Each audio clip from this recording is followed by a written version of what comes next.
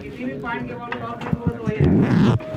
जैसे हम लोग कोई मान लो ओरिजिन यहीं पे ले लेते हैं, ये है ओरिजिन, इसके रेस्पेक्ट में ये पोजीशन वेक्टर दो पॉइंट लगता है R2 और ये क्या है R1।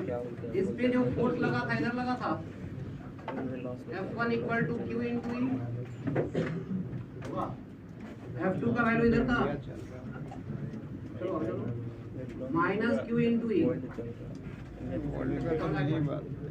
अब इस फोर्स का टॉर्क इस पॉइंट के अबाउट लिखेंगे कितना आएगा? इसका और इसका टॉर्क इसके अबाउट लिखोगे कितना आएगा? It is R1 cross F1 sorry F2 F1 लिखेंगे ये 2 था ये 1 था R1 क्रॉस प्लस इसका R क्रॉस F होता था। ये F1 का वैल्यू कितना है? Minus 2E। वैसे F तो दोनों में कॉमन होगा। R1 cross minus Q into plus R2 cross Q into वैसे QE कॉमन है। It is R2 minus cross Q into R2 minus R1 क्या दिख रहा है? This is L vector R2 और R1, तो ये क्या है? L vector cross Q into और Q इंटू एल वेक्टर जो था वो क्या था? P। So it is simply P cross. समझ आ गया? किसी भी पॉइंट के अबाउट लिखोगे हमेशा आंसर लिखोगे।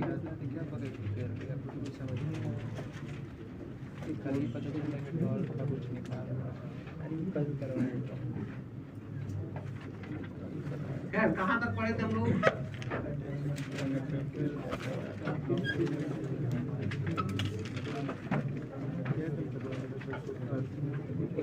Connecting two conductors। अच्छा ये किसका डेरिवेशन बोला था अभी?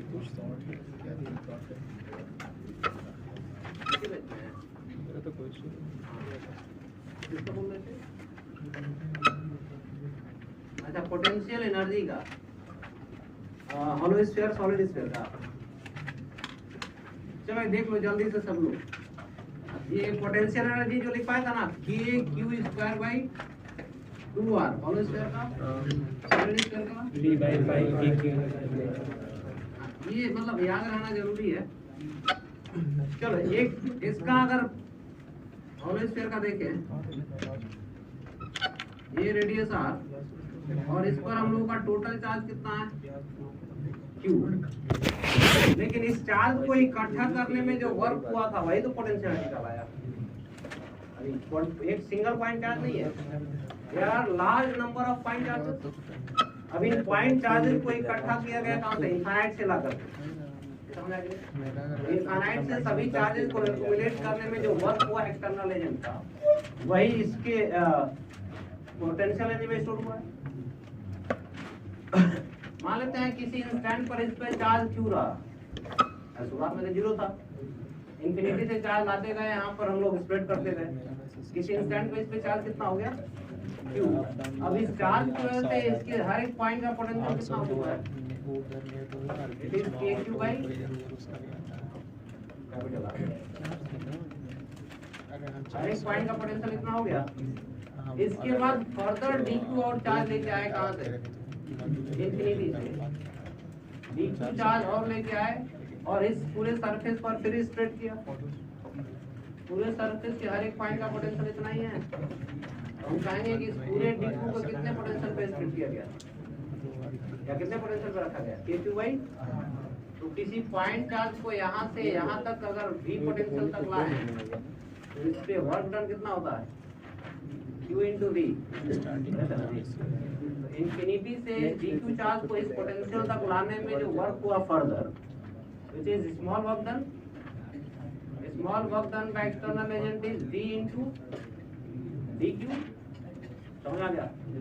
अब ये हम लोगों का v कितना? K Q by capital R into.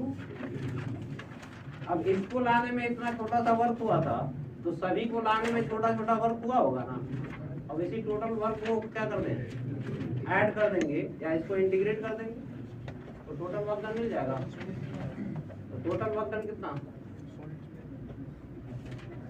के Q into D Q divided by R integral variation zero से total charge finally capital Q होना, ये कितना जाएगा? के क्यू स्क्वायर बाई। समझ में आ गया? अरे ये इसीलिए जान दे रहा था ना, प्रूफ नहीं बता रहे। अरे प्रूफ से ज्यादा लेना देना नहीं है, मैं बता रहा हूँ। अभी नहीं, प्रूफ जानना अच्छी बात है, नहीं कर प्रूफ जो या जो भी डेरिवेशन होते हैं वो पूरा बेसिक बताता है। समझ में आया कि नहीं? सारे बेसिक चीजों का इन्वॉल्वमेंट उसमें हो जाता है। तुम्हारा जो भी प्रूफ होता है, ये सारी चीज पढ़े थे, उसका इन्वॉल्वमेंट है ना जी। तो सारी बेसिक चीजों का इन्वॉल्वमेंट आ जाता है और प्रूफ चीजों का जानना अच्छी बात है। लेकिन अभी हम लोगों का जो अभी मेन जरूरत पड़ेगा इसके प्रूफ की जरूरत कभी नहीं पड़ेगी। जरूरत पड़ेगा तो इसका जो फार्मूला था फाइनली वो उसका क्वेश्चन में यूज है डायरेक्ट।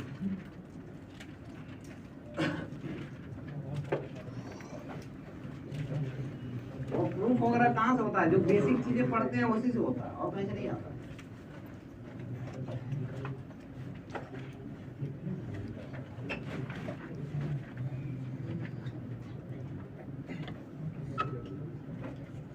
सॉलिड स्फीयर का भी ऐसे ही कर सकते हो, सेम प्रोसीजर।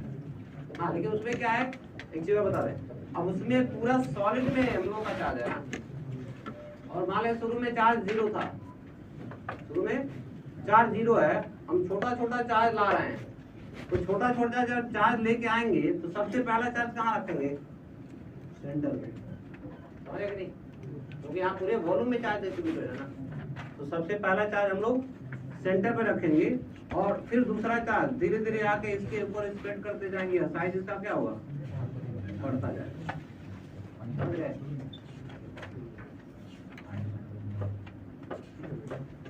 इधर खो गया है। हेलो, नाम क्या है? आयुष। बहुत सीरियस नजर आ रहा है तुमको। नहीं, यहाँ मतलब ही नहीं है कुछ। अभी क्या बताया गया था? बोलो, अभी क्या बता रहे थे हम?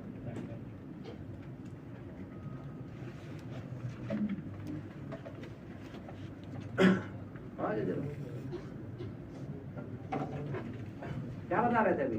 अरे चार्ज को एक जगह लाएंगे तो धीरे धीरे बड़ा अमाउंट हो जाएगा, सर्कल का सेंटर जो था अगर एक ही चार्ज को लाएंगे तो धीरे धीरे। अरे कुछ बता रहे थे, सुना था? चार्ज हो जाएगा।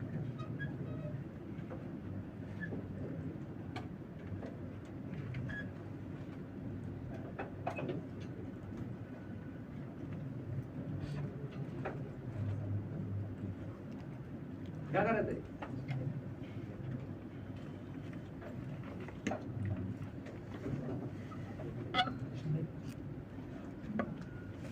देखो अब तुम मजबूर कर रहा है, तुम्हारे ऊपर मतलब एक्शन हम ले। मैं शुरू में तुमको एकदम क्लियर कट बोल चुका हूँ, तो नहीं पढ़ने का मन करेगा सीधे क्लास से बात चले जाना। जो क्लास 11th में तुमने हरकतें की है बिल्कुल नहीं करना क्लास में बैठ के, खास तौर से मेरे क्लास में तो बिल्कुल नहीं। अब यहीं से बाहर भेज देंगे तुमको सीधे, बोलेंगे घर वालों को बुला के लेके आना, क्या करेगा?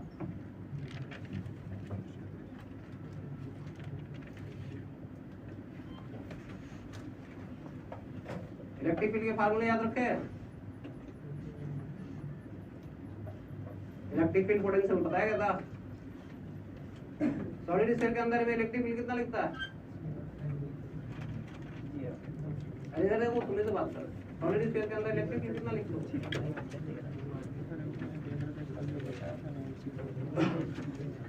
ये पॉइंट चार्ज है, इससे r डिस्टेंस पर इलेक्ट्रिक फील्ड कितना लिखेगा? इस पॉइंट चार्ज का इलेक्ट्रिक फील्ड यहाँ कितना?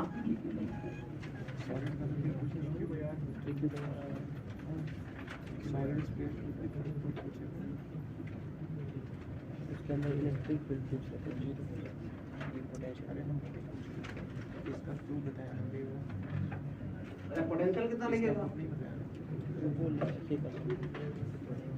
बड़ा अभी तुम तो बाहर ही निकलो, चलो चलो सीधे बाहर यहाँ से। अभी चलो अभी तुमसे मिलेंगे बाद में, अभी चलो बाहर। अभी ध्यान दे रहे?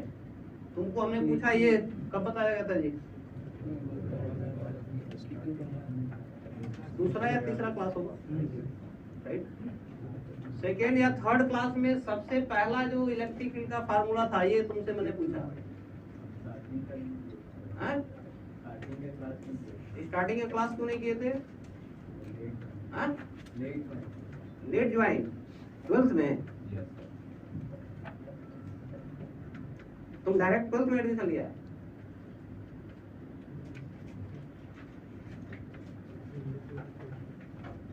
तुम डायरेक्ट 12th में एडमिशन लिया, हमको पता भी नहीं है।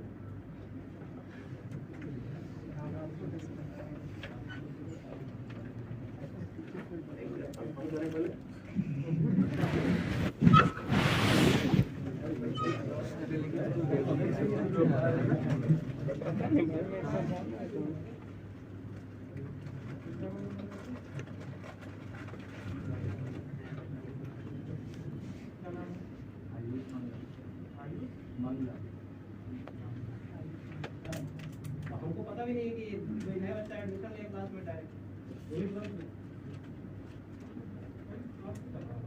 क्लास से नहीं, पिछले क्लासेस छूटे हुए हैं।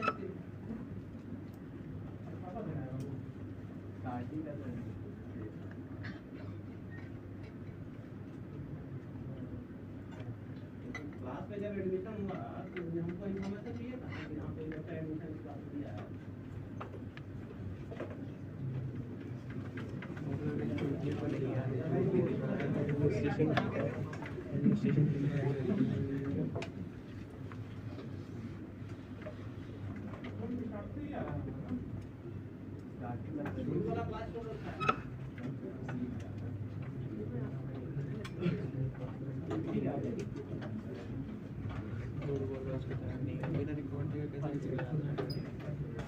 कितना सारा बच्चा है, अगर छूट गया तो तुम क्लास को कंपनसेट करने का जरूरत ही नहीं।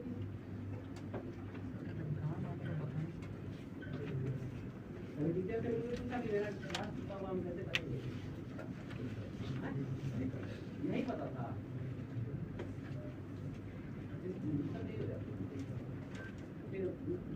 हमारे साथ जी।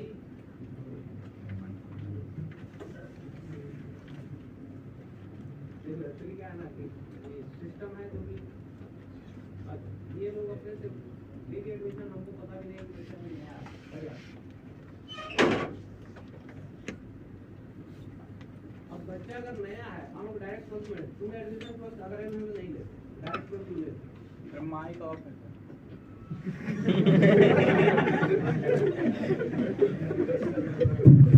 ठीक है।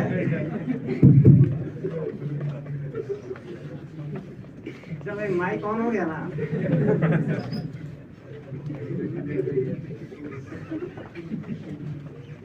तो कहने का मतलब है जब यूज टू नहीं रहते हैं तो दिक्कत होती है, समझ गए। अब इसको रूल्स रेगुलेशन का पता ही नहीं है कि रूल्स रेगुलेशन होते क्या है। तुम 11th में पढ़ के आए हो, तुमको भी रूल्स रेगुलेशन नहीं पता है। 12th में समझाना पड़ा है उसको फिर से। अब ये लेट आया होगा तो इसको नहीं पता होगा कि रूल्स रेगुलेशन क्या समझाया गया था।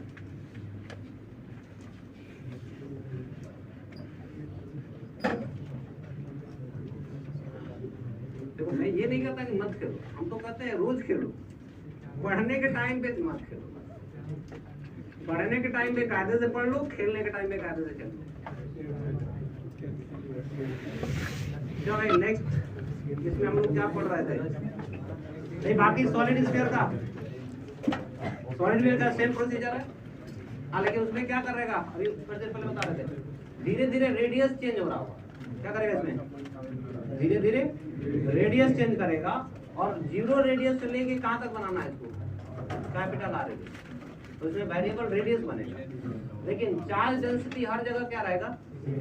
इन चार्जेस को आप चार्ज डेंसिटी के टर्म में लिखेंगे। जितने भी चार्जेस है ना सबको चार्ज डेंसिटी के टर्म में लिखोगे। अब यहाँ पूरा सॉलिड स्फीयर था, लेकिन सॉलिड स्फीयर के भी सरफेस पर हम लोगों का पोटेंशियल तो यही रहेगा ना। तो ये k/r अभी भी रहेगा स्मॉल r, ठीक है। इस सरफेस का पोटेंशियल ये हो गया। इसके बाद फर्दर dq चार्ज लाएंगे, फिर यहाँ स्प्रेड करेंगे। तो अब इसके लाने से और स्प्रेड करने की वजह से तो रेडियस बढ़ रहा था, तो अब इस r के बाद फर्दर रेडियस कितना इंक्रीज हो गया, समझ आया कि नहीं? तो अब ये यही सेम कॉन्सेप्ट है, बस इसमें थोड़ा रेडियस धीरे धीरे क्या कर रहा है, समझ आया कि नहीं? तो अब इन सब चार्जेस को, जो भी चार्जेस हैं dq q, इन सबको रो के टर्म में लिखोगे, समझ आ गया? और इनको यहाँ पुट करेंगे और इसको इंटीग्रेट करेंगे।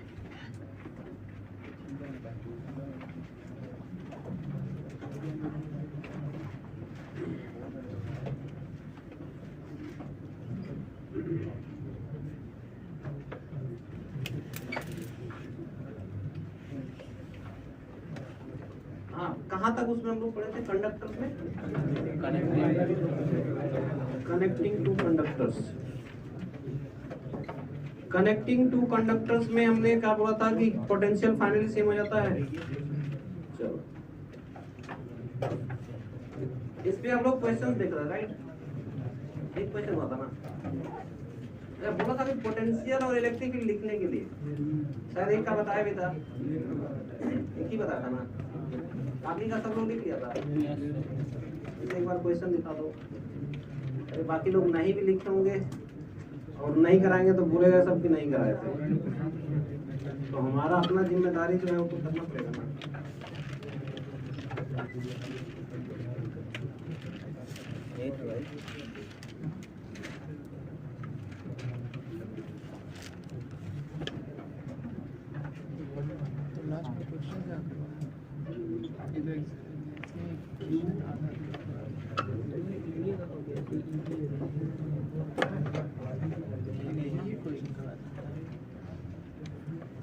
ये कंडक्टर्स थे तीनों।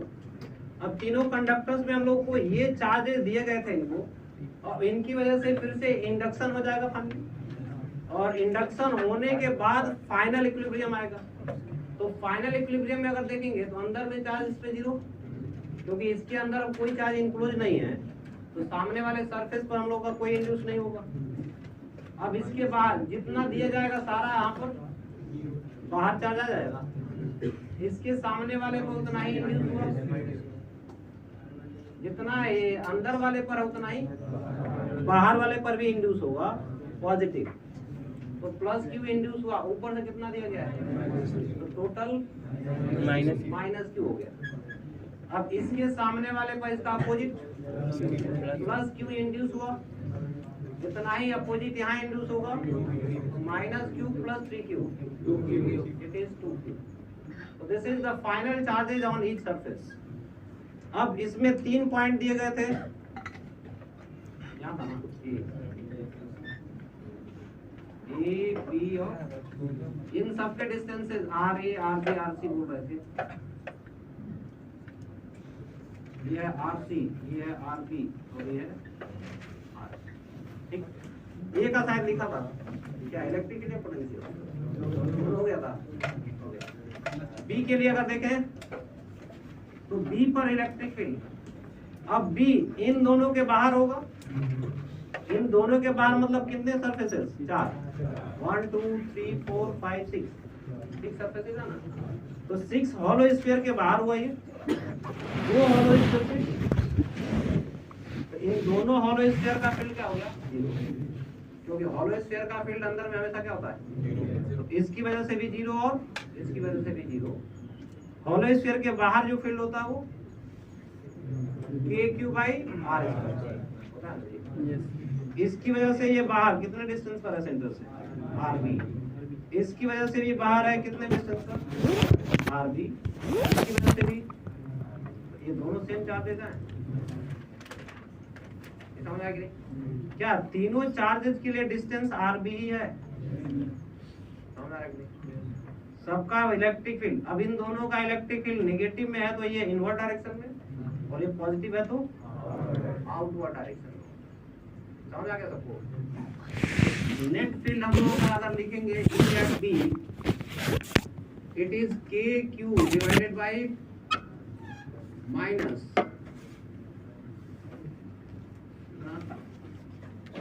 KQ/RB स्क्वायर माइनस KQ/, ये माइनस होता है, स्केलर नहीं है, ये वेक्टर है, यानी कि रेडियली आउटवर्ड डायरेक्शन को पॉजिटिव लिया गया है, इनवर्ट डायरेक्शन को नेगेटिव। तो यहाँ पर आउटवर्ड डायरेक्शन को पॉजिटिव, इनवर्ट डायरेक्शन को नेगेटिव कंसीडर करना है वेक्टर के लिए। तो ये हम लोग का रिजल्ट नेट, एक तो कैंसिल हो गया, कुछ बचेगा क्या, एक ये कैंसिल हुआ, तो माइनस KQ डिवाइडेड बाय,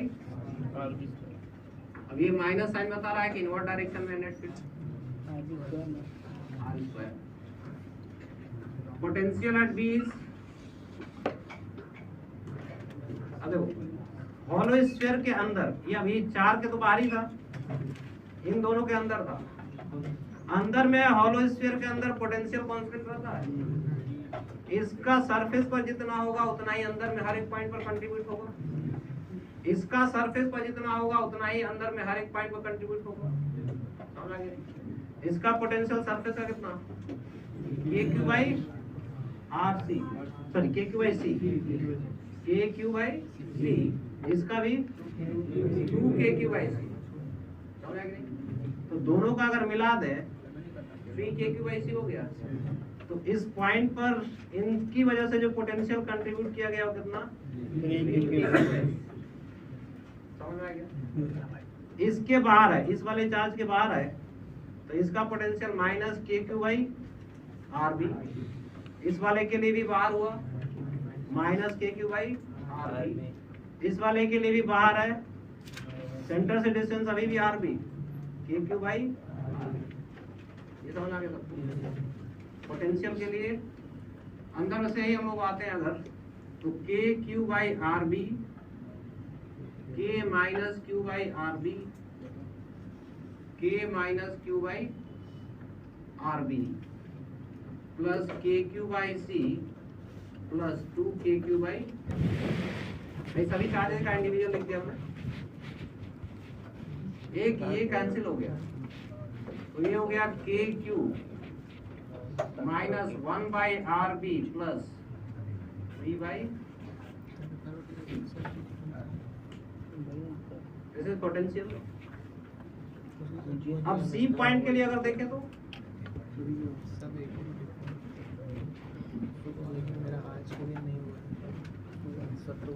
देखिए हो क्या रहा है। सी पॉइंट के लिए यहीं पे ज्यादा समझ में आएगा। सी पॉइंट के लिए देखें अगर ये और ये इंड्यूस हो गया था, इसका जितना पोटेंशियल आएगा उतना ही इसका भी आएगा, दोनों का मिलके क्या हो गया, समझ आएगा। इसका अगर देखें तो इसके लिए भी बाहर है, इस वाले के लिए भी बाहर हुआ, इन दोनों का पोटेंशियल यहाँ मिले कितना हो गया, बचेगा सिर्फ ये, यानी इसी की वजह से सिर्फ पोटेंशियल यहाँ आएगा। तो हम लोग कहते हैं कि कंडक्टर के बाहर जो भी पोटेंशियल है, कंडक्टर के बाहर जो भी पॉइंट्स हैं, उन पॉइंट्स पे पोटेंशियल सिर्फ किसकी वजह से है, बाहर वाले सरफेस पे जितना चार्ज है उसी की वजह से। Potential at outer point is only due to charge on the outer most surface. Clear हो गया। सिर्फ पोटेंशियल के लिए है, फील्ड के लिए नहीं। तो यहाँ पर सी पॉइंट पे अगर पोटेंशियल हम लोग लिखे व्हाट अबाउट इलेक्ट्रिक फील्ड,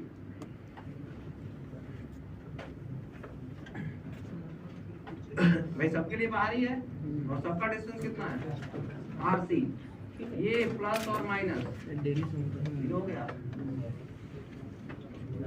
इन दोनों का डायरेक्शन अपोजिट होगा ना, तो ये दोनों का रिजल्टेंट 0 बचेगा सिर्फ 2k/। अब इलेक्ट्रिक फील्ड के लिए बन गया, अभी समझा कि नहीं। आउटर पॉइंट के लिए सिर्फ है ये, अंदर वाले पॉइंट के लिए नहीं बनेगा। सिर्फ आउटर के लिए अगर बात करें तो ये चार्ज और इसके सामने जितना इंड्यूस हुआ, इन दोनों का मिलाकर के नेट हमेशा क्या मिलेगा। ये अगर ध्यान रखेंगे तो बात में हर जगह काम है। जैसे हमने कोई भी शेप का कंडक्टर लिया, समझ आया कि नहीं, इसी पॉइंट को यहाँ समझ लो, यहाँ पर चार्ज क्यू है, इसके सामने वाले को कितना माइनस, समझ आया कि नहीं। अब ये इंड्यूस हो क्या आया, बाहर में उतना ही प्लस क्यू। अब यहाँ पर हम लोग कह रहे थे कि इस पॉइंट पर नेट फील्ड हमेशा 0 होगा सॉलिड के अंदर। ये 0 कहाँ आया, कहाँ से, इन्हीं दोनों का मिला, समझ आया कि नहीं। इस चार्ज का और इस चार्ज का मिला करके ही नेट क्या हो रहा है यहाँ, समझ आया कि नहीं। तो जो चार्ज है और उसके सामने जो इंड्यूस चार्ज है, इन दोनों का रिजल्टेंट हमेशा उससे बाहर वाले पॉइंट के लिए क्या मिलेगा, 0 ही रिजल्टेंट आएगा। इलेक्ट्रिक फील्ड भी और पोटेंशियल तो खैर कांस्टेंट रहता है। इस वाले में पोटेंशियल ये भी समझ में आ गया। ये हाँ, तो ये हम लोगों का जो कैविटी वाला केस था ना, कैविटी। अब ऐसा नहीं है कि यहाँ पर हम कह दें कि इस वाले क्यू का फील्ड कितना है, तो इसका 0 नहीं है, समझ आया कि नहीं। किसी एक चार्ज का 0 नहीं है, वहाँ दोनों का मिला करके नेट रिजल्टेंट क्या है, 0 है। इंडिविजुअल चार्ज का कभी भी 0 नहीं हुआ, समझ आ गया सबको। तो ये कॉन्सेप्ट हमेशा ध्यान रखिएगा, अक्सर कंफ्यूजन होता है इसमें बहुत लोगों को। पूछेगा कि इसका चार्ज यहाँ, इसका इलेक्ट्रिक फील्ड बताओ, तो बोले 0 होता है, नहीं 0 नेट में 0 होता है।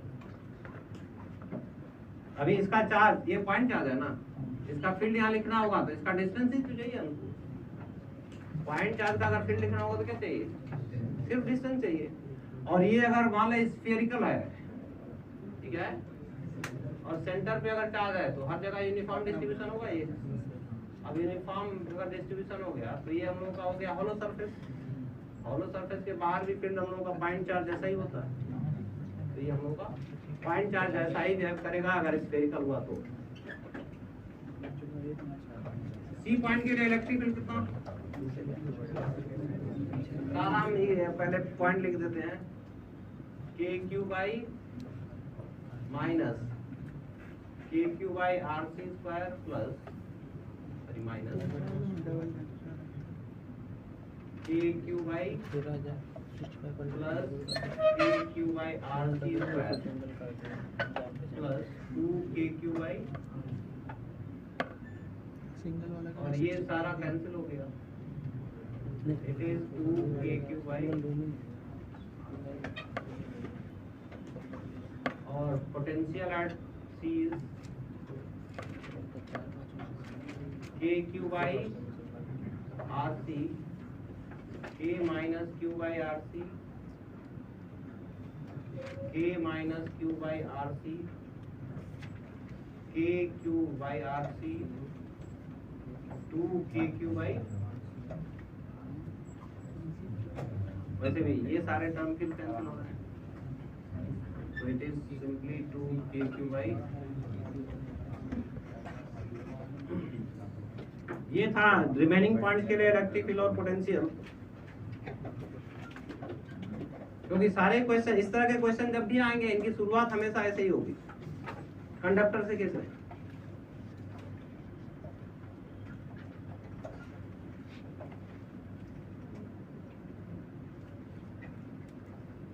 तो भाई कुछ लोग लिख लिए थे पहले ही, लेकिन जो लोग नहीं लिखे थे लिख लिया सब लोगों ने।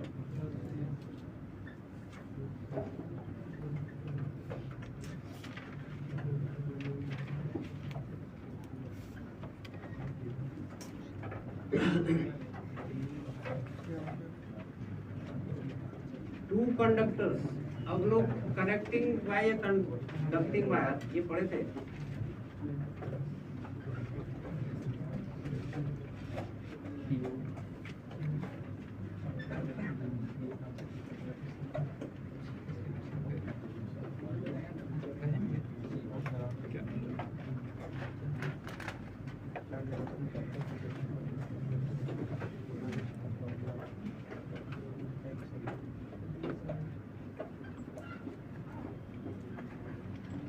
अगले क्वेश्चन के लिए डायग्राम है।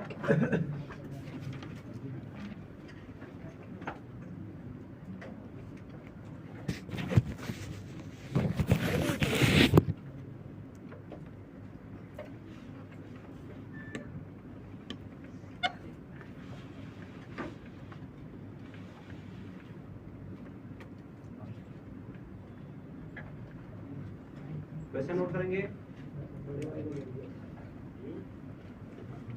बड़े वाले का R1, जैसे यहाँ R2 Q2 है ना, यहाँ पर R1 और इस पे चार्ज Q1, इसका radius R2, charge Q2। Question note करेंगे। Two conducting spheres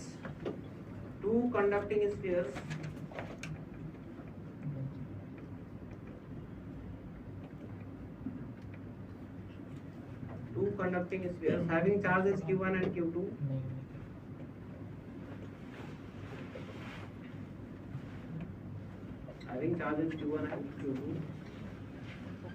are separated by a large distance,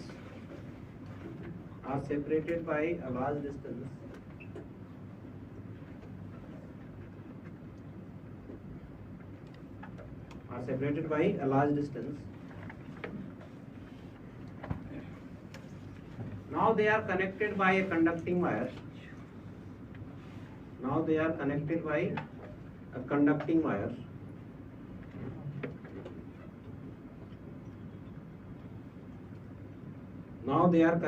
a conducting wire.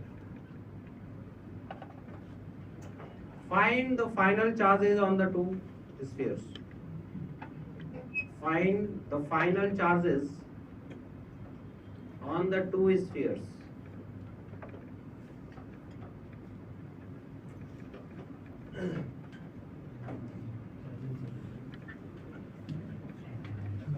Find the final charges on the two spheres. इसमें क्या कॉन्सेप्ट बताया गया था कि दो कंडक्टर्स को हम लोग जब भी कनेक्ट करेंगे फाइनली दोनों का पोटेंशियल सेम हो जाता है। दैट मीन्स इसमें चार्जेस जैसे ही कनेक्ट करोगे चार्जेस का रीडिस्ट्रीब्यूशन आपस में होगा, तो इसका कोई चार्ज इधर या ऐसा उधर जा सकता है, समझ आ गई। और ये चार्जेस का इधर से उधर ट्रांसफर तब तक होगा जब तक कि फाइनली दोनों का पोटेंशियल इक्वल नहीं होगा, और पोटेंशियल इक्वल होने के बाद ही चार्ज का ट्रांसफर बंद होगा, समझ आ गया।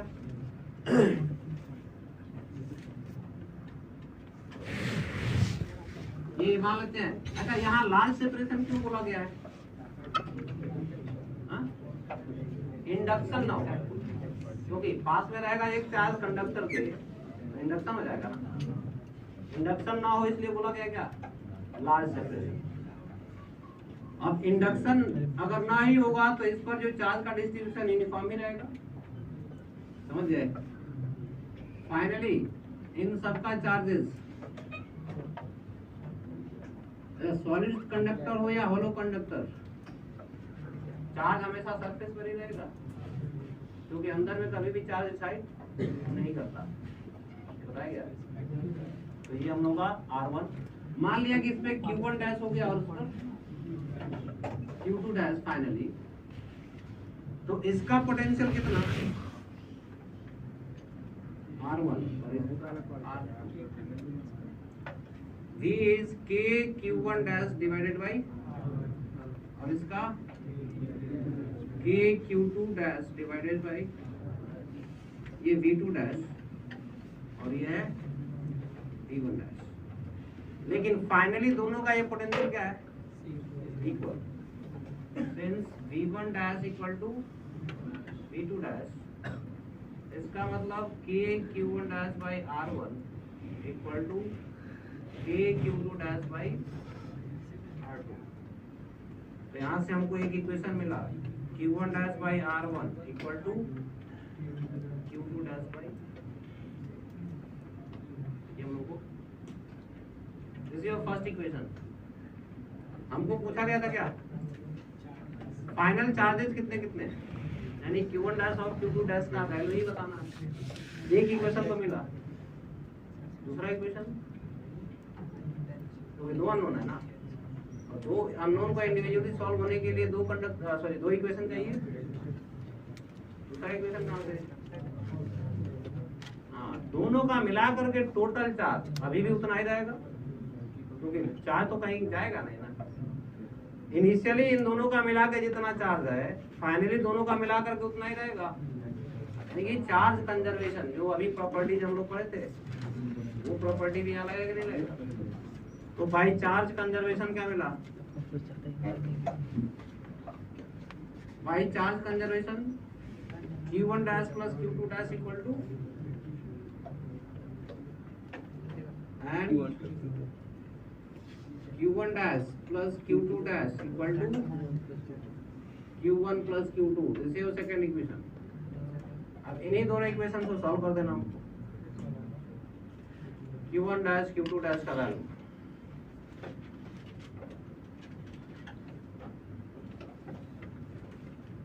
चलो हेलो, नाम क्या है इधर, हाँ हाँ वंश, इसका आंसर जल्दी से बताओ हमको।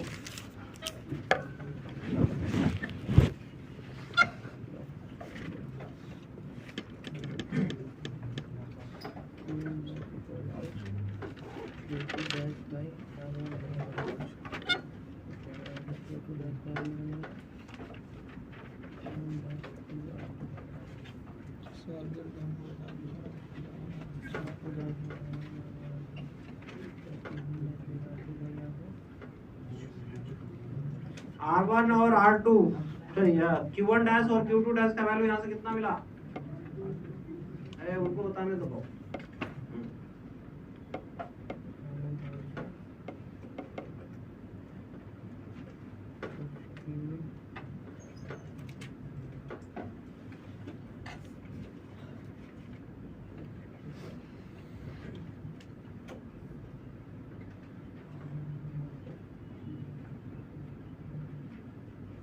तुमको दो इक्वेशन सॉल्व करने में कितना टाइम लग रहा है,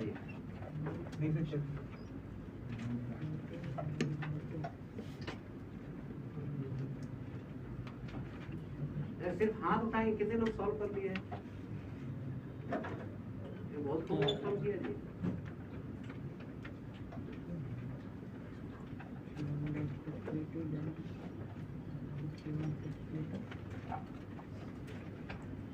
लीनियर इक्वेशन दिया गया है, अभी कॉम्प्लिकेटेड इक्वेशन दिया ही नहीं है।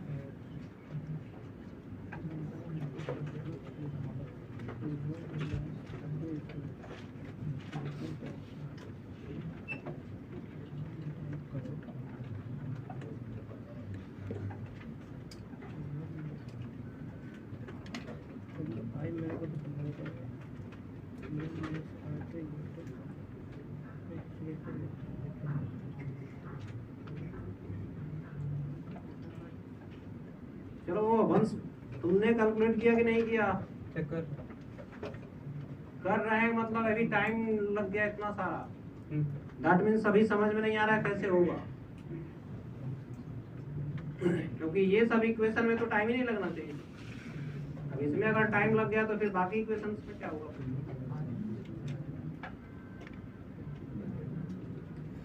नहीं पढ़ रहा है ध्यान से?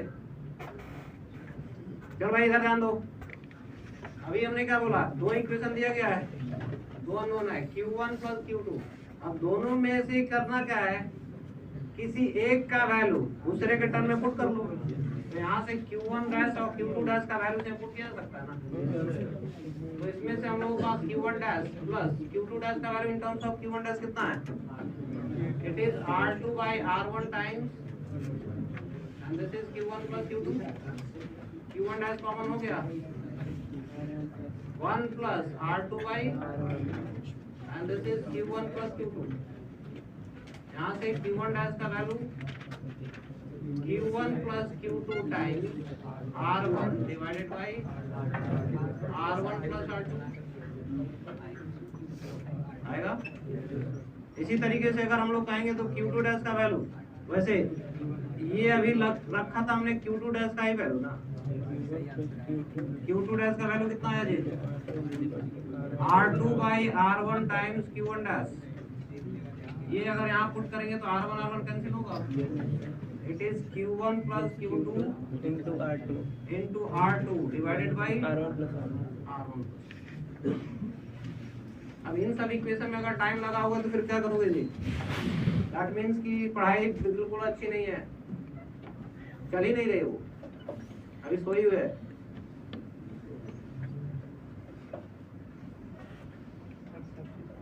ये लीनियर इक्वेशन सॉल्व करने तुमको 8 से बताया जाता है, राइट? 8 क्लास 8 में नहीं बताया जाता है। 6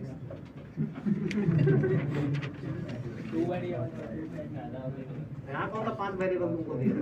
यहाँ भी 2 ही वेरिएबल है।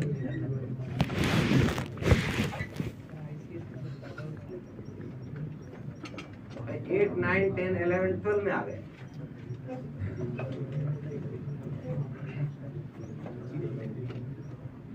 वही करेंगे, नहीं पढ़ाई अच्छी चल रही है।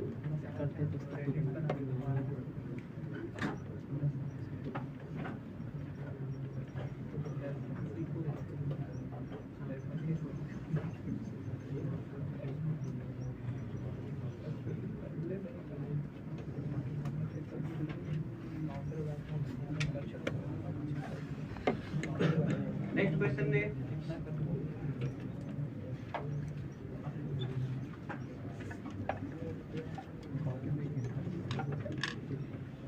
अर्थ करना बताया था ना। अर्थ करने का मतलब क्या होता है? पोटेंशियल जीरो हो जाए, ठीक है।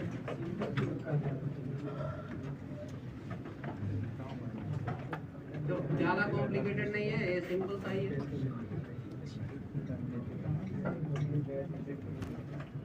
इसको ए बोल देते हैं, इसको बी।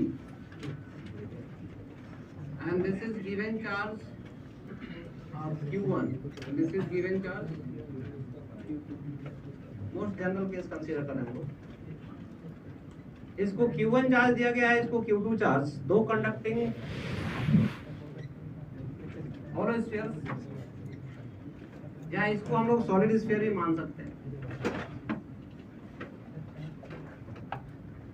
इसको सॉलिड स्फीयर ही मान।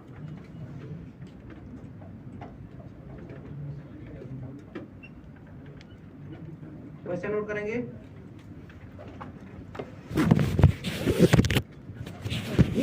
A solid sphere is enclosed by a solid sphere is enclosed by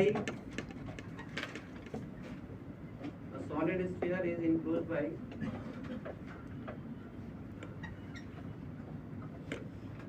a conducting hollow sphere, a conducting hollow sphere as shown in figure.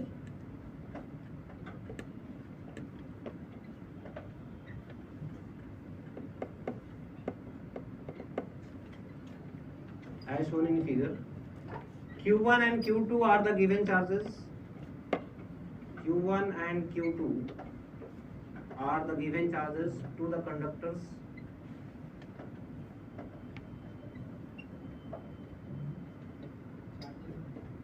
Q1 and Q2 are the given charges to the conductors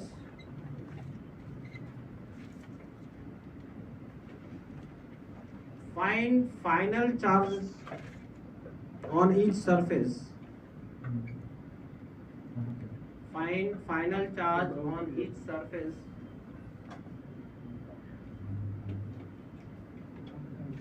if outer conductor is earthed. तो final charge हुआ Find final charge on each surface. Find final charge on each surface if outer conductor is earthed. If outer conductor is earthed.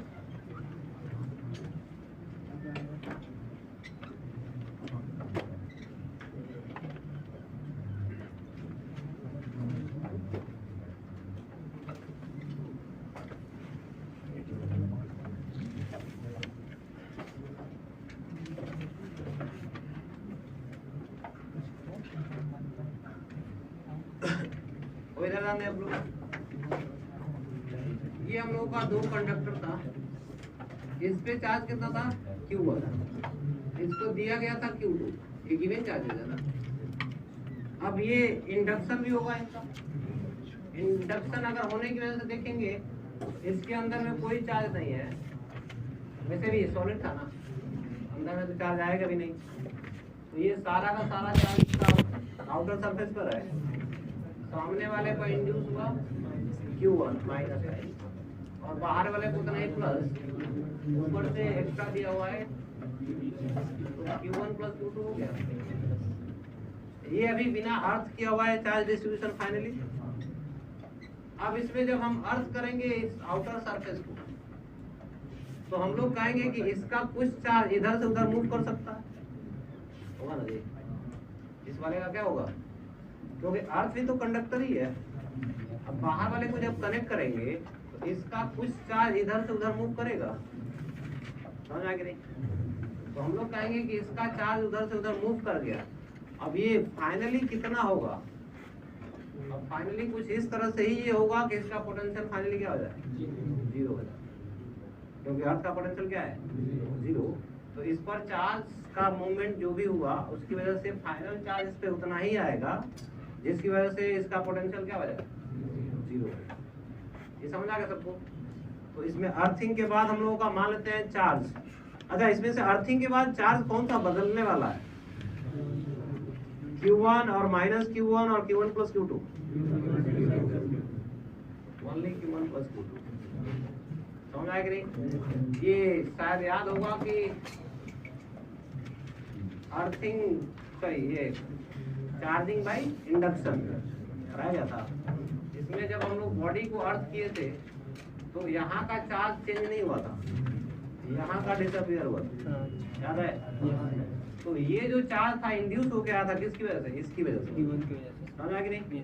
तो हम लोग कहेंगे कि this charge is bounded to this, इसलिए ये disappear नहीं होता है, ये वाला चेंज होता है। मतलब ये डिसअपीयर अभी नहीं होता, ये चेंज होगा, लेकिन अभी कुछ इस तरह से चेंज होगा कि फाइनली इसका पोटेंशियल क्या हो जाए 0 हो जाए। ये क्लियर हो गया सब लोगों को? तो अब इसको अर्थ करने के बाद हम लोगों का जो कंजर्वेशन है, सॉरी इसके बाद हम लोग अर्थ कर रहे हैं, ये अर्थ हो गया, इसका चार्ज अभी भी Q1, इसका माइनस अंदर वाले सरफेस पर, और इसका हो गया Q, which is not know, ये हमको पता नहीं है कि बाहर वाले पर कितना है। ये हम लोग का A कितना था और ये है, लेकिन अब इतना पता है कि इसका पोटेंशियल कितना हो चुका है 0 हो चुका। तो अब इसका पोटेंशियल लिखने के लिए इन सभी चार्जेस का यूज करेंगे हम लोग, सबकी वजह से कुछ कुछ पोटेंशियल, इसका इसका इसका इस पॉइंट पर पोटेंशियल लिखेंगे और सबका सम कितना, समझ आ गया सबको? ठीक है?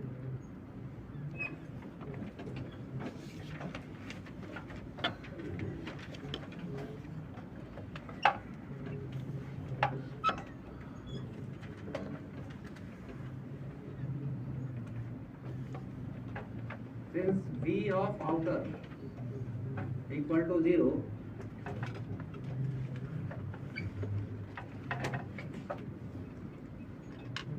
भाई डायग्राम पहले बना ले जल्दी से तू।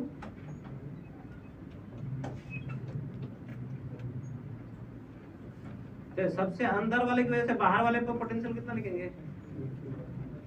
KQIB लिखेंगे इस वाले की वजह से, क्योंकि इसके लिए डिस्टेंस तो B ही है, तो KQ1/B इसका, अरे इसका तो सरफेस ही है, तो इसकी वजह से यहाँ का पोटेंशियल कितना? माइनस KQ1/, समझ गए? इसकी वजह से कितना? KQ/B। ये समझ आ गया सबको? इसकी वजह से बाहर वाला पॉइंट हो गया, तो बाहर वाले पॉइंट पर हम लोग क्या लिखते हैं? पॉइंट चार्ज जैसा ही तो लिखते हैं। तो यहाँ पर पोटेंशियल हम लोग लिखेंगे KQ1/B K minus Q1/B plus KQ/B, and this is equal to, यहाँ से Q का वैल्यू क्या मिला? पोटेंशियल। ये समझ आ गया सबको?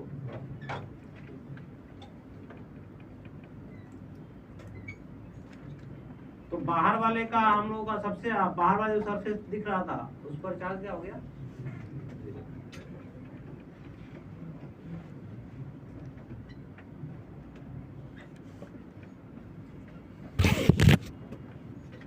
इसमें किसी को डाउट है? इस वाले में किसी को कोई डाउट है तो पूछो।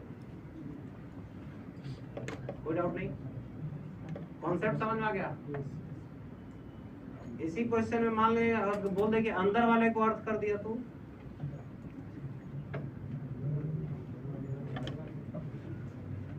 अब ये मत पूछा कि अंदर वाला अर्थ कैसे होगा।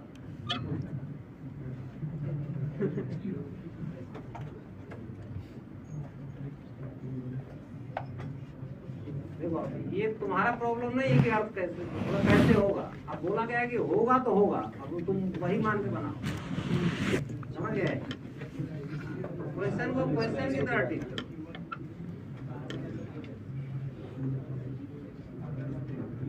ये पहले हो गया सब होगा। अगला क्वेश्चन लिखे, in previous example what would be the answer? In previous example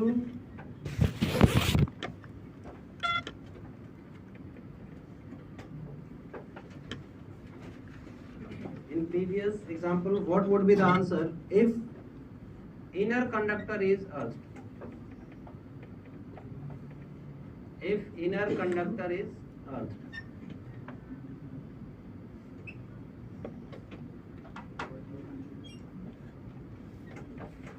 यानी कि इसको अर्थ करने के बजाय हम लोग इसी को अर्थ अंदर वाले, तो क्या अब अंदर वाले पे ये चार्ज Q1 ही रहेगा? नहीं, अब ये बदल जाएगा, और बदल के कुछ इस तरह से होगा ताकि इसका फाइनल पोटेंशियल क्या हो जाए? ये समझ आया कि नहीं? दैट मीन्स कि हमेशा ये ध्यान रहे, जिसको हम अर्थ करेंगे उसका चार्ज कंजर्व कभी भी नहीं होगा। क्या? तो भाई बाद में हम लोग क्या देख रहे थे? इसको चार्ज दिया गया था अभी Q2, राइट? अभी भी ये दोनों मिला के कितना है? अरे Q2 ही है, अर्थ नहीं हुआ है, तो अभी भी मिला करके कितना है? ये Q2 है कि नहीं है? ये आउटर सरफेस का और इनर सरफेस का मिला करके दोनों चार्ज Q2 है ना। अब इसको अर्थ कर दिया, फाइनली टोटल चार्ज ये 0 हो गया था। अब इस वाले कंडक्टर में फाइनल चार्ज कितना बोलेगा? -Q1। समझ आ गया? तो पहले Q2 था, अभी क्या हो गया? -Q1। इसका मतलब जिस कंडक्टर को अर्थ करेंगे उस पर कभी भी चार्ज कंजर्व नहीं होगा। ये समझ आ गया सबको? जिस कंडक्टर को अर्थ किया जाएगा उस पर चार्ज कभी भी कंजर्व नहीं होगा। अब इसमें वही केस हम लोग, अब इसमें हम लोग कह रहे हैं कि अगर इसको अर्थ कर दिया तो इसका चार्ज तो चेंज हो जाएगा। भाई ये हम लोग दिए थे इसके चार्जेस, इसको Q1 दिया गया था, इसको Q2 दिया गया था, ये गिवन चार्जेस थे। अब फाइनली ये हम लोगों का बदल के इस पे चार्ज कितना हो गया? Let us suppose this is Q which is not known. देने के बाद फाइनली अर्थ करने के बाद इस पे चार्ज कितना है? Q। अब अगर इस पे Q हुआ तो सामने वाले पे जो इंड्यूस हुआ वो कितना है? -Q, और उतना ही +Q इधर बाहर आएगा, ऊपर से इसको दिया गया हो कितना, तो इसका टोटल चार्ज तो कंजर्व भी रहना है, तो Q2 और दे दिया गया। अभी भी ये मिला करके टोटल चार्ज सभी हुई है, लेकिन इसका चार्ज कंजर्व नहीं रहेगा, ये बदल के कितना हो जाएगा? अभी ये हमको अननोन है। अब इन सब की वजह से पोटेंशियल यहाँ का लिखेंगे और उसको किसके बराबर? समझ में आ गया? चलो सॉल्व करके बताओगे। भाई Q मिल गया तो सारे सरफेस का चार्ज हमको मिल जाएगा।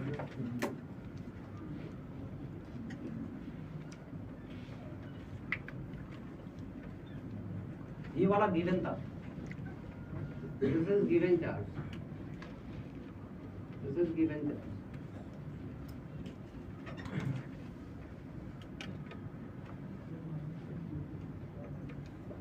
Q का वैल्यू कितना है? Q इक्वल टू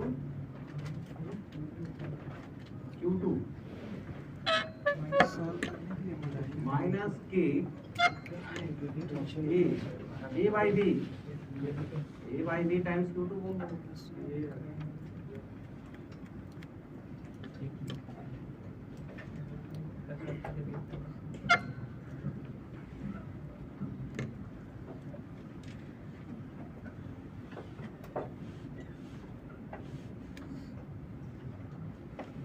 यहाँ पर हम लोग कहेंगे कि इनर कंडक्टर का पोटेंशियल क्या हो गया है? 0। It is KQ divided by A plus K minus Q divided by B। मतलब इस वाले की वजह से यहाँ का पोटेंशियल, क्योंकि ये अंदर हो गया ना देखो, तो इस वाले की वजह से यहाँ पोटेंशियल उतना ही होगा जितना इसके सरफेस पर होगा। इस वाले का भी वही चीज है, इसके सरफेस पर जितना पोटेंशियल होगा उतना ही इसके अंदर में भी कंट्रीब्यूशन होगा। तो इसकी वजह से यहाँ का पोटेंशियल कितना है? KQ plus Q2 by B। तो यहाँ पर हम लोगों का KQ plus Q2 divided by B answer से इक्वल टू 0। K हर जगह से कॉमन हो गया, -Q by B plus Q by B cancel हो गया, तो Q divided by A plus Q2 divided by equal to 0। यहाँ से Q का value minus A by B times this is the value of Q। तो अभी Q मिल गया तो सभी पर फाइनल चार्जेस क्या हो गया? इस पर तो जो आया है ही है, सामने वाले वैसी का निगेटिव, और इसमें हम लोग Q2 में ये Q ऐड करेंगे तो बाहर वाले पे मिल जाएगा। ये समझ आ गया सबको?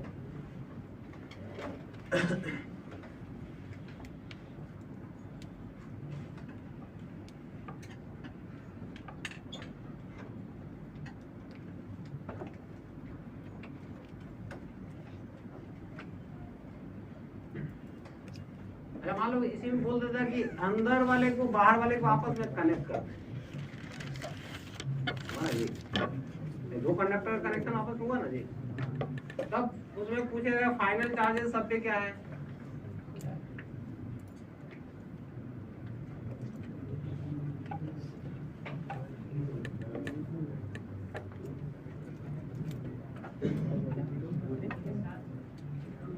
नहीं, अर्थिंग हटाना है, अर्थ नहीं करना, सीधे डायरेक्ट दोनों को कनेक्ट कर देना है।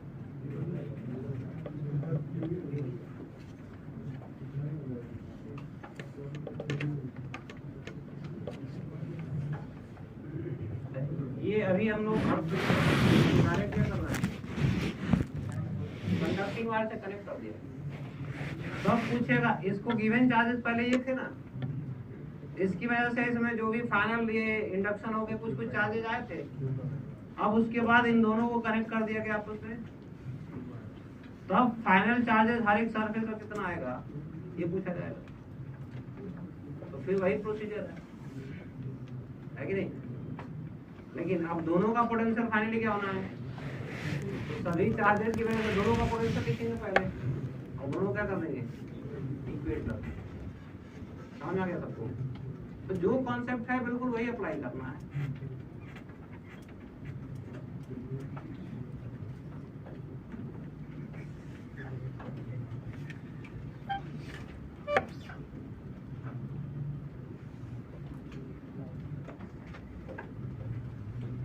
एक पॉइंट चार्ज है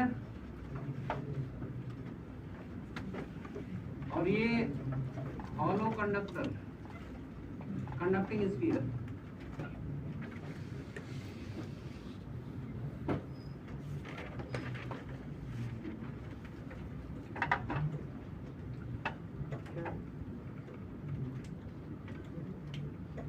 this is earth, switch S.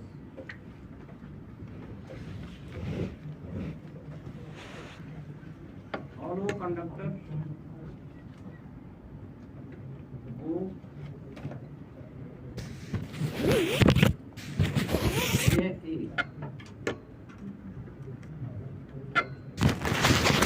और ये है पॉइंट B, क्योंकि यहाँ से ये R नॉट है, ये R है।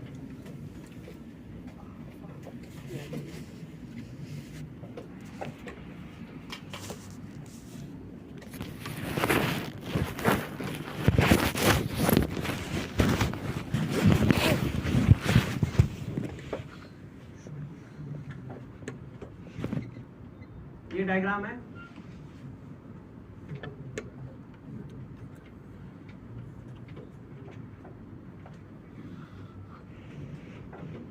क्वेश्चन नोट कर लेंगे। A point charge Q is placed.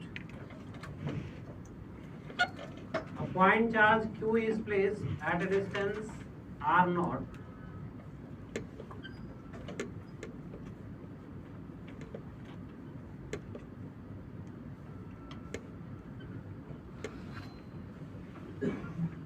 Point charge Q naught is placed at a distance R naught from the center of a hollow conductor. From the center of a hollow conductor as shown in figure.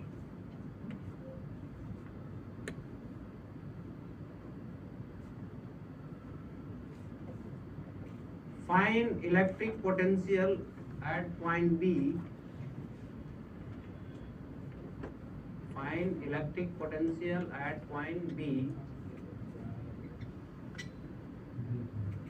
Electric potential at point B due to induced charges on the conductor.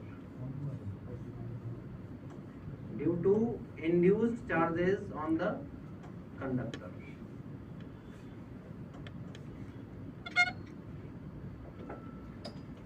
Due to induced charges on the conductor.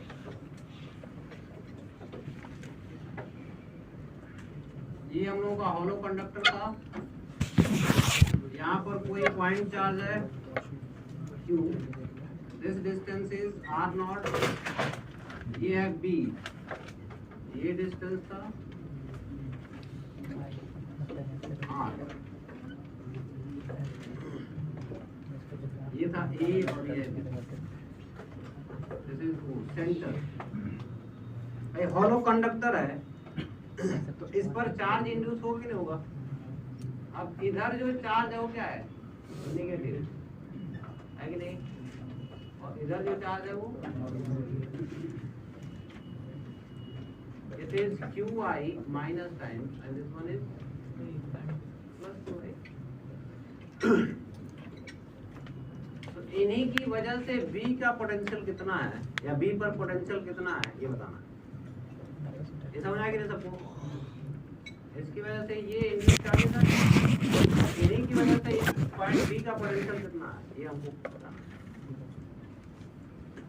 अब ऐसा सोचोगे कि ये distances वगैरह तो बहुत complicated है, तो अभी डिस्टेंसेस तो हम निकालते ही रह जाएंगे, तो इसका मतलब डिस्टेंस वाले से तो हम नहीं निकाल सकते। निकाल सकते हैं क्या? फिर दूसरा कॉन्सेप्ट क्या है?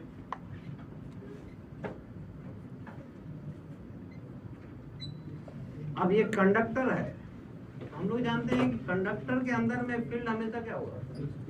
जीरो ही होगा। समझा कि नहीं? अगर अंदर में फील्ड अगर जीरो है, इसका मतलब हर एक पॉइंट का पोटेंशियल कांस्टेंट होगा। यानी कि यहाँ पर जितने भी पॉइंट है अंदर में, सब पर पोटेंशियल क्या है? कांस्टेंट है। सेंटर का पोटेंशियल जितना होगा उतना ही बी का भी पोटेंशियल होगा। ये समझ आ रहा है कि नहीं सबको? तो सेंटर का पोटेंशियल अगर हम लोग देखें तो कितना लिख सकते हैं? तो सेंटर का पोटेंशियल किसकी वजह से? इस चार्जेस की वजह से भी और इसकी वजह से भी। समझ आया कि नहीं? इस माइनस क्यू आई और प्लस क्यू आई की वजह से सेंटर का पोटेंशियल कितना? क्या ये हर एक पॉइंट आर डिस्टेंस पर होगा? तो सभी पॉइंट चार्जेस मिला करके कितना है? माइनस क्यू आई है। तो इसका पोटेंशियल डायरेक्ट यहाँ कितना मिलेगा? माइनस क्यू आई के टाइम्स डिवाइडेड बाई आर। समझ में आया कि नहीं? क्लियर हो गया समझ? R is the radius. Radius है ना निकाला नहीं, इसका रेडियस दिया हुआ है। रेडियस हमको दिया है। ये पहले समझ में आया कि नहीं सबको? इसकी वजह से कितना हुआ? अब इस सेंटर से इन सब का भी डिस्टेंस सेम है, आर ही है। तो इन सभी पॉइंट्स का पोटेंशियल आर डिस्टेंस पर ही आएगा और सबको ऐड करने पर हम लोग का टोटल चार्ज क्यू आई होगा। इसका और इसका मिला करके पोटेंशियल जीरो हो गया सेंटर पे। तो सेंटर का जो पोटेंशियल है वो किसकी वजह से? इस पॉइंट चार्ज क्यू की वजह से ही ओनली। समझ आएगी नहीं? तो potential at O VO equal to V due to Q, V due to minus QI plus V due to plus QI.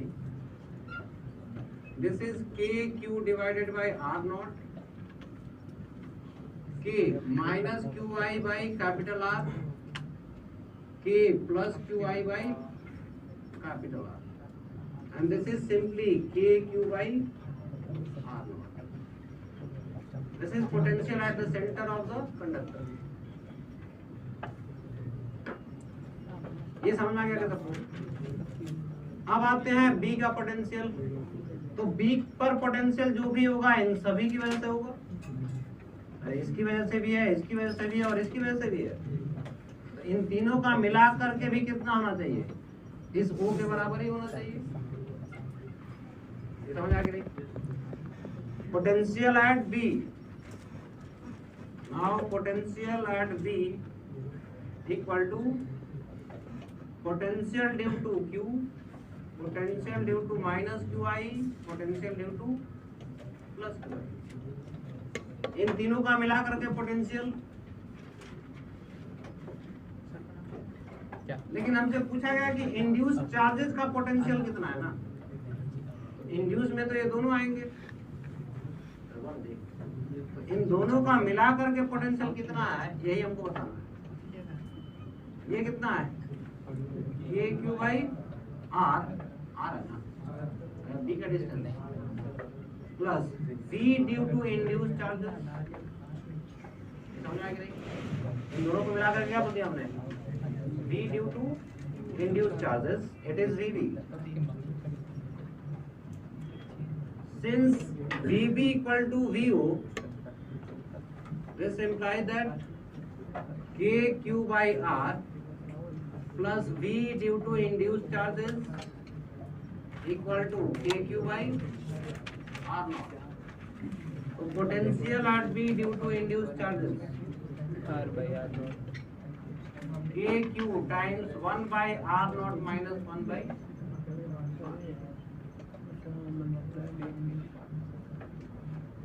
ये समझ में आ गया सबको?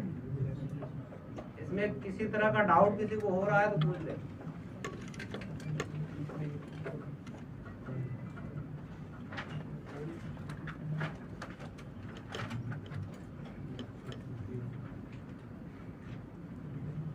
भाई ये कंडक्टर के सवाल तभी बनेंगे जब कंडक्टर की प्रॉपर्टीज हम बिल्कुल दिमाग में रहेंगी।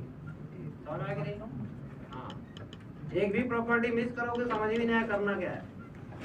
इसलिए प्रॉपर्टीज हम बिल्कुल दिमाग में बैठी रहनी चाहिए।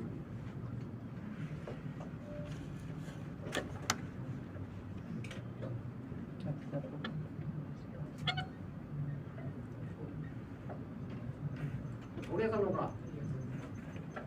दूसरा पिछले क्वेश्चन में अर्थिंग किया हुआ था लेकिन स्विच अभी ओपन था, राइट? हमारा स्विच क्लोज कर दिया तो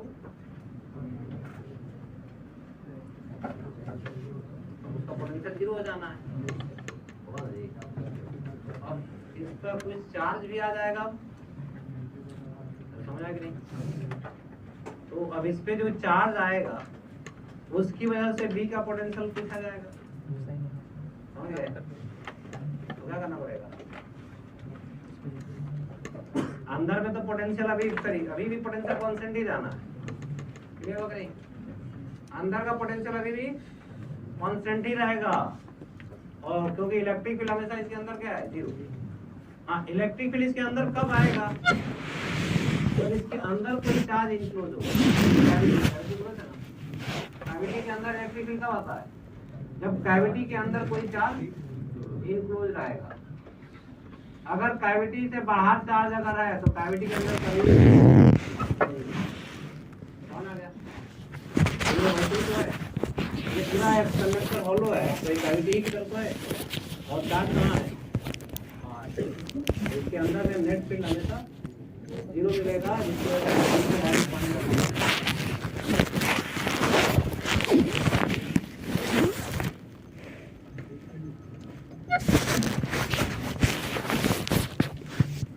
ये कंप्लीट हो गया सब लोग का?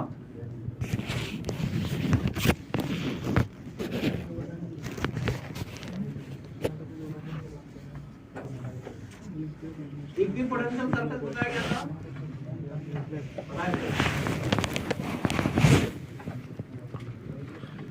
इक्विपोटेंशियल सरफेस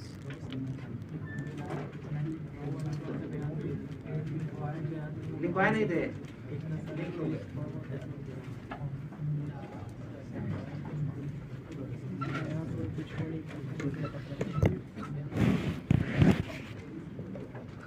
इक्विपोटेंशियल सरफेस वैसे नाम से ही पता चल रहा है, ऐसा सरफेस जिसके हर एक पॉइंट का पोटेंशियल क्या रहे? इक्वल या सेम रहे, उसी को हम लोग इक्विपोटेंशियल सरफेस। लेकिन कुछ कुछ इसकी खासियत है, वो भी हम लोग जानेंगे अभी। लिख लें इसमें, if potential at all the points of a surface, if potential at all points of a surface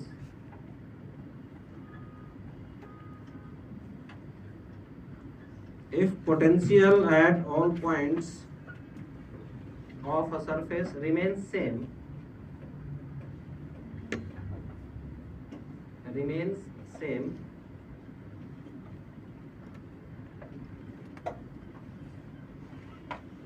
then it is called an equipotential surface. Then it is called an equipotential surface.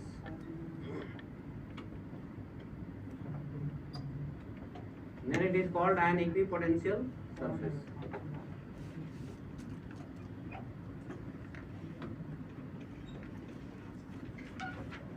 हो गया सब होगा? दूसरा चीज, अभी ये शुरू में हमने कहा था कि इलेक्ट्रिक फील्ड के परपेंडिकुलर जब मूव करते हैं तो पोटेंशियल हमेशा कांस्टेंट रहता है, ये समझ आएगी नहीं? इलेक्ट्रिक फील्ड के परपेंडिकुलर मूव करेंगे तो पोटेंशियल हमेशा कांस्टेंट रहेगा। इसका मतलब क्या है कि ये यहाँ सरफेस एक ऐसे रख दें तो ये क्या कहलाएगा? इक्विपोटेंशियल सरफेस होगा, ये समझ आएगी? इस तरह से प्लेन सरफेस, यहाँ पर एक इक्विपोटेंशियल सरफेस हो जाएगा, ये भी हम लोगों का इक्विपोटेंशियल होगा, ये भी होगा। दैट मींस कि जो भी इक्विपोटेंशियल सरफेस है हमेशा वो फील्ड के क्या होगा? Perpendicular.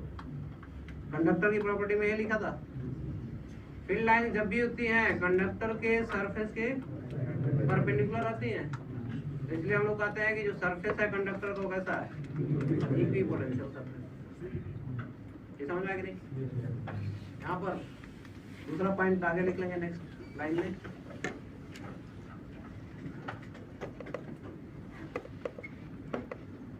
Electric field is always perpendicular to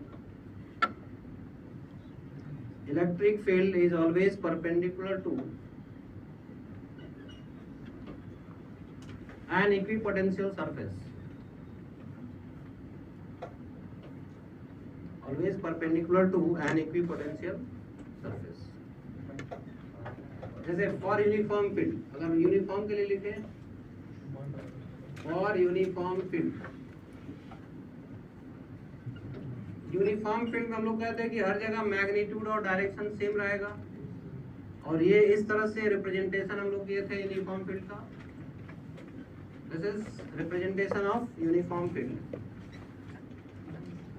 भाई यूनिफॉर्म फील्ड में ये डिस्टेंस है जो हम लोग दिखा रहे हैं, ये और ये हर जगह क्या रहेगा, इक्वी डिस्टेंस है. ये जो भी हम लोग लाइंस बना रहे हैं equi distance.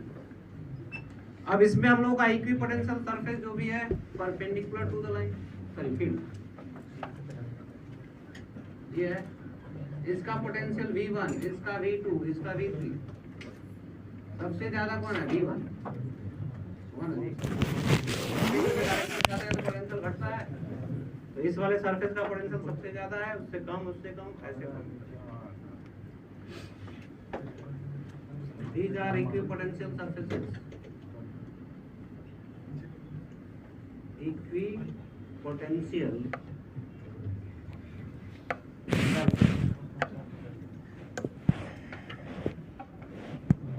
Equipotential surface.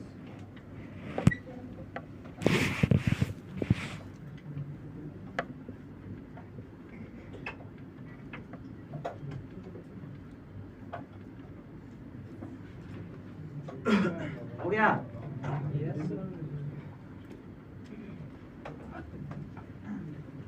Point charge के लिए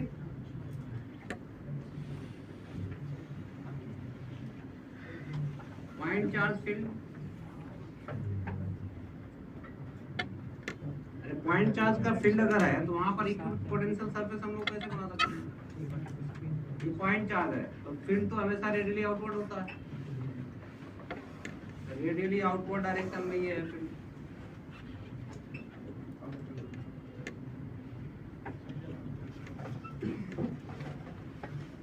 इलेक्ट्रिक फील्ड अभी है पॉइंट चार्ज फील्ड. तो यहाँ पर जब इक्विपोटेंशियल सरफेस बनाएंगे तो लाइन के परपेंडिकुलर तभी बनेगा जब ये स्फेरिकल बनेगा. जब स्फेरिकल बनेगा तभी ना परपेंडिकुलर बनेगा. तो इसमें हम लोग का जो इक्विपोटेंशियल सरफेस बन रहा है वो स्फेरिकल सरफेसेस होंगे.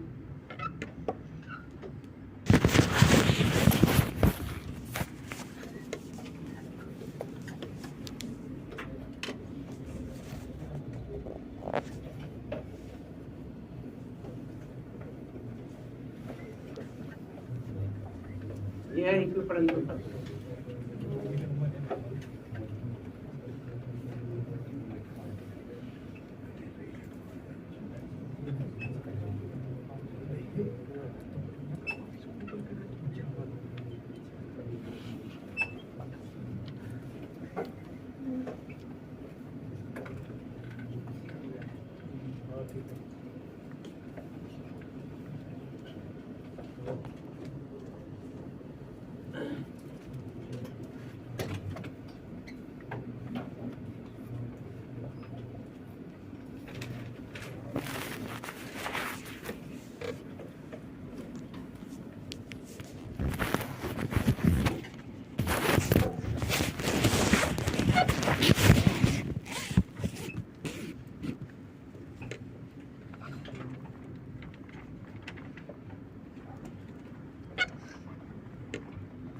बढ़िया सब लोग का.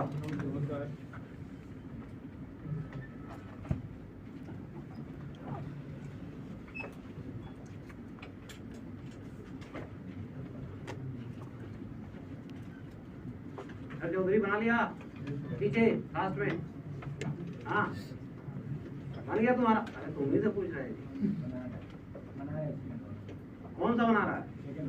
ये अभी यही पूछा है, इतना देर से अभी बनाया हुआ है.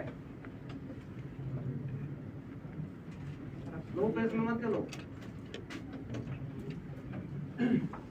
अगर मान लो कि हम लोग रैंडम कोई फील्ड दे दें, अगर पूछे कि तुमको बनाना है यहाँ पर और कुछ इस टाइप का,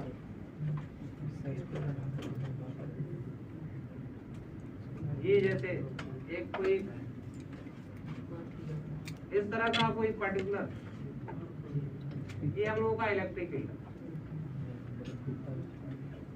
और इसमें हम लोग बनाएंगे अगर इक्विपोटेंशियल सरफेसेस, तो कैसे बनेंगे? तो इसमें भी बिल्कुल वैसे ही बनेगा, ताकि हमेशा सरफेस के क्या रहे, परपेंडिकुलर। तो सरफेस के परपेंडिकुलर अगर बनाएंगे तो कुछ ऐसे ही बनेगा, यहाँ परपेंडिकुलर ऐसे है, यहाँ ऐसे है, यहाँ है, ये कुछ इस तरीके से बनेगा, यहाँ पर ऐसे बनेगा, ऐसे कुछ बनेगा, ऐसे कुछ बन रहा नहीं, मतलब बनेगा कुछ ऐसे कि हमेशा वो सरफेस ये क्या रहे, परपेंडिकुलर ही। चलो बना लो, जल्दी से बनाओगे, इसको भी बना लो।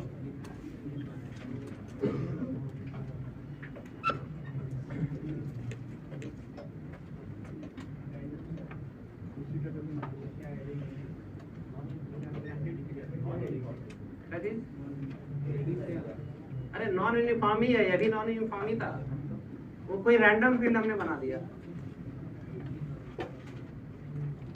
अब उसका क्या नाम है, कौन सा फील्ड? बस हमने कहा कि कोई भी फील्ड अगर दिया जाता है तो तुमको इक्विपोटेंशियल अगर बनाना होगा, या पूछा जाए कि इक्विपोटेंशियल सरफेस कैसा है इसमें, तो एटलीस्ट हम लोग जानकारी होना चाहिए ना कैसा बनेगा।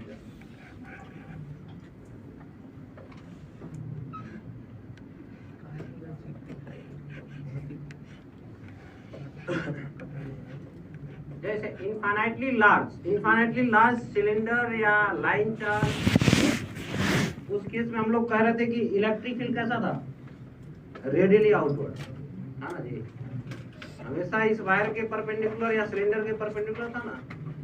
इस केस में हम लोग कहेंगे कि इक्विपोटेंशियल सरफेस कैसा है, सिलेंड्रिकल, तो सिलेंडर आ गया। और दोस्त लोग कहाँ बिजी चल रहा है जी,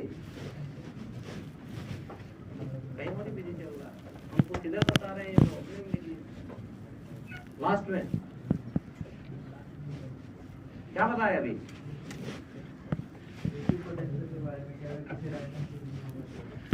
अभी जस्ट अभी, हाँ, तो इलेक्ट्रिक फील्ड किसका रेडियली आउटवर्ड, तो हम इधर बता रहे हैं, तुम नीचे सुन रहा है क्या?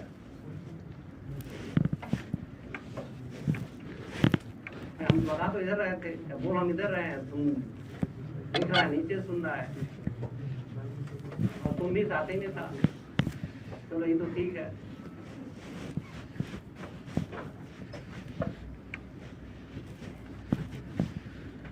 आदमी एक आदमी हो सकता है ना जी, और दो लोग एक साथ में नहीं हो सकते हैं, गड़बड़ कुछ तो गड़बड़ है।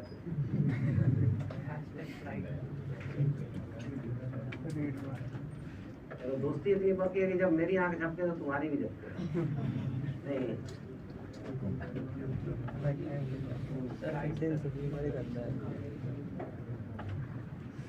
और ऐसा तो कुछ नहीं होगा था। देखो गरीब, देखो हम जो बोल रहे हैं ना, सिर्फ पूछेंगे अभी वाट लगा देगा सबकी, मैं जो बोल रहा हूँ अभी सीरियसली उसको कंसीडर करो, फिर शायद तुम हम दोबारा क्लास में बैठने लायक नहीं रहोगे। तो इसलिए जो कह रहा हूँ उसको कायदे से थोड़ा ध्यान से सुना करो।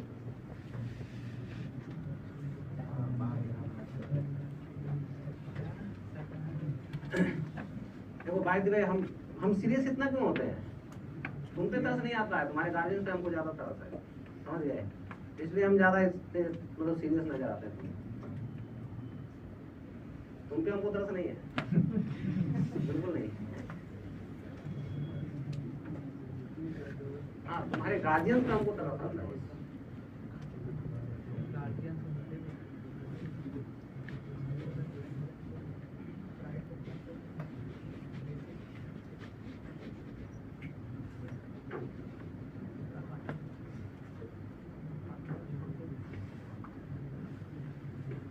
इसके बाद लास्ट हम लोगों का एक कॉन्सेप्ट बचा हुआ है अभी, पैरेलल कंडक्टिंग प्लेट्स। हेडिंग लिखेंगे parallel conducting plates. Parallel conducting plates, यहाँ जितने भी पैरेलल कंडक्टिंग प्लेट्स बोले जाएंगे हमेशा उनका जो साइज होगा वो लार्ज साइज। समझ आया कि नहीं? जब भी कंडक्टिंग पैरेलल प्लेट्स बोली जाएंगी उनका साइज हमेशा लार्ज साइज कंसीडर होगा। दैट मींस इनफाइनाइटली लार्ज की तरह कंसीडर होगा। समझ आ गया सबको? अब इसमें हम लोग कह रहे हैं कि ये जो कंडक्टिंग प्लेट है, दिस इज कंडक्टिंग प्लेट, इसको हमने कोई चार्ज दिया Q, इसका थिकनेस क्या है? नेग्लिजिबल। थिकनेस जो है वो है नेग्लिजिबल है, मतलब ये जो थिकनेस दिख रहा है। तो हम लोग कहेंगे कि इस कंडक्टिंग प्लेट में कितने सरफेस हो गए? थिकनेस मैंने कहा कि नेग्लिजिबल है, कितने सरफेस हो गए? तो कंडक्टिंग प्लेट जब भी होगा हमेशा उसका 2 सरफेस होगा, क्योंकि यहाँ थिकनेस हम लोग क्या कर रहे हैं? नेग्लेक्ट कर दे रहे हैं। अब ये चार्ज जो भी है 2 सरफेस पे डिस्ट्रीब्यूट होगा। समझ आया कि नहीं? तो इस सरफेस पर कितना और इस सरफेस पर कितना? तो ये Q/2 होना चाहिए। क्यों? क्योंकि इसके अंदर में तो हमेशा फील्ड का वैल्यू क्या है? 0 ही है। इसके अंदर, अरे कंडक्टर के अंदर हमेशा फील्ड 0 होगा। तो इसको जो हमने चार्ज दिया, अब इसमें आधा इधर आएगा और आधा इधर आएगा। कभी ये 2 सरफेसेस होंगे और 2 सरफेसेस का अगर फील्ड देखें बीच में, इसका पॉजिटिव, ये Q/2 है, पॉजिटिव है तो इधर गया, इसका इधर आएगा। दोनों अगर इक्वल होगा तभी ना कैंसिल होगा। ये समझ आएगी नहीं सबको? तो एक प्लेट को जो भी हम चार्ज देते हैं उस पर हमेशा चार्ज इक्वली डिवाइड हो जाता है दोनों सरफेस। समझ आ गया? ताकि net field at any point, net field at any point inside the conductor is 0। E net equal to EP।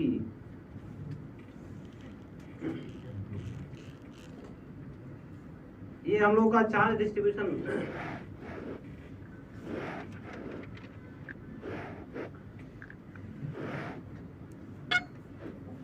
ये पहला केस हम लोग का है 1 प्लेट।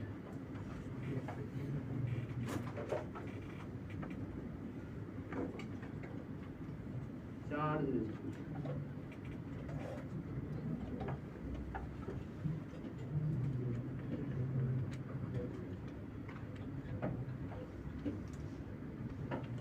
ये जल्दी से बना लेंगे।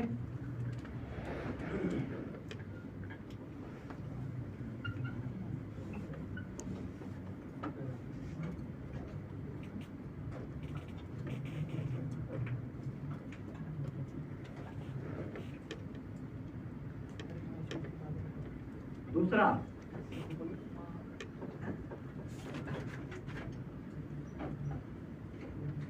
To parallel plates.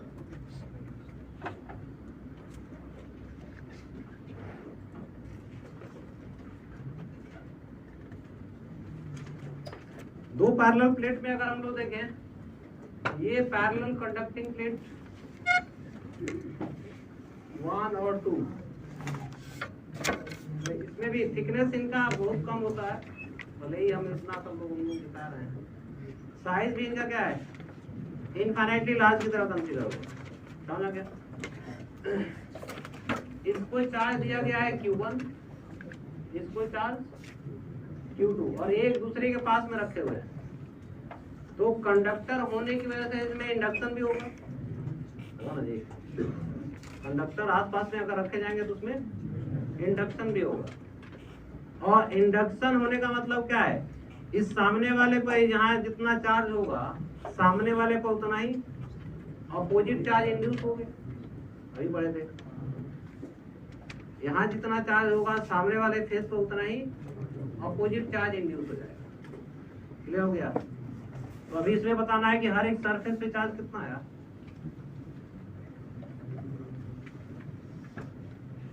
देखो अब इसमें भी ये पॉइंट P है और ये पॉइंट क्या है,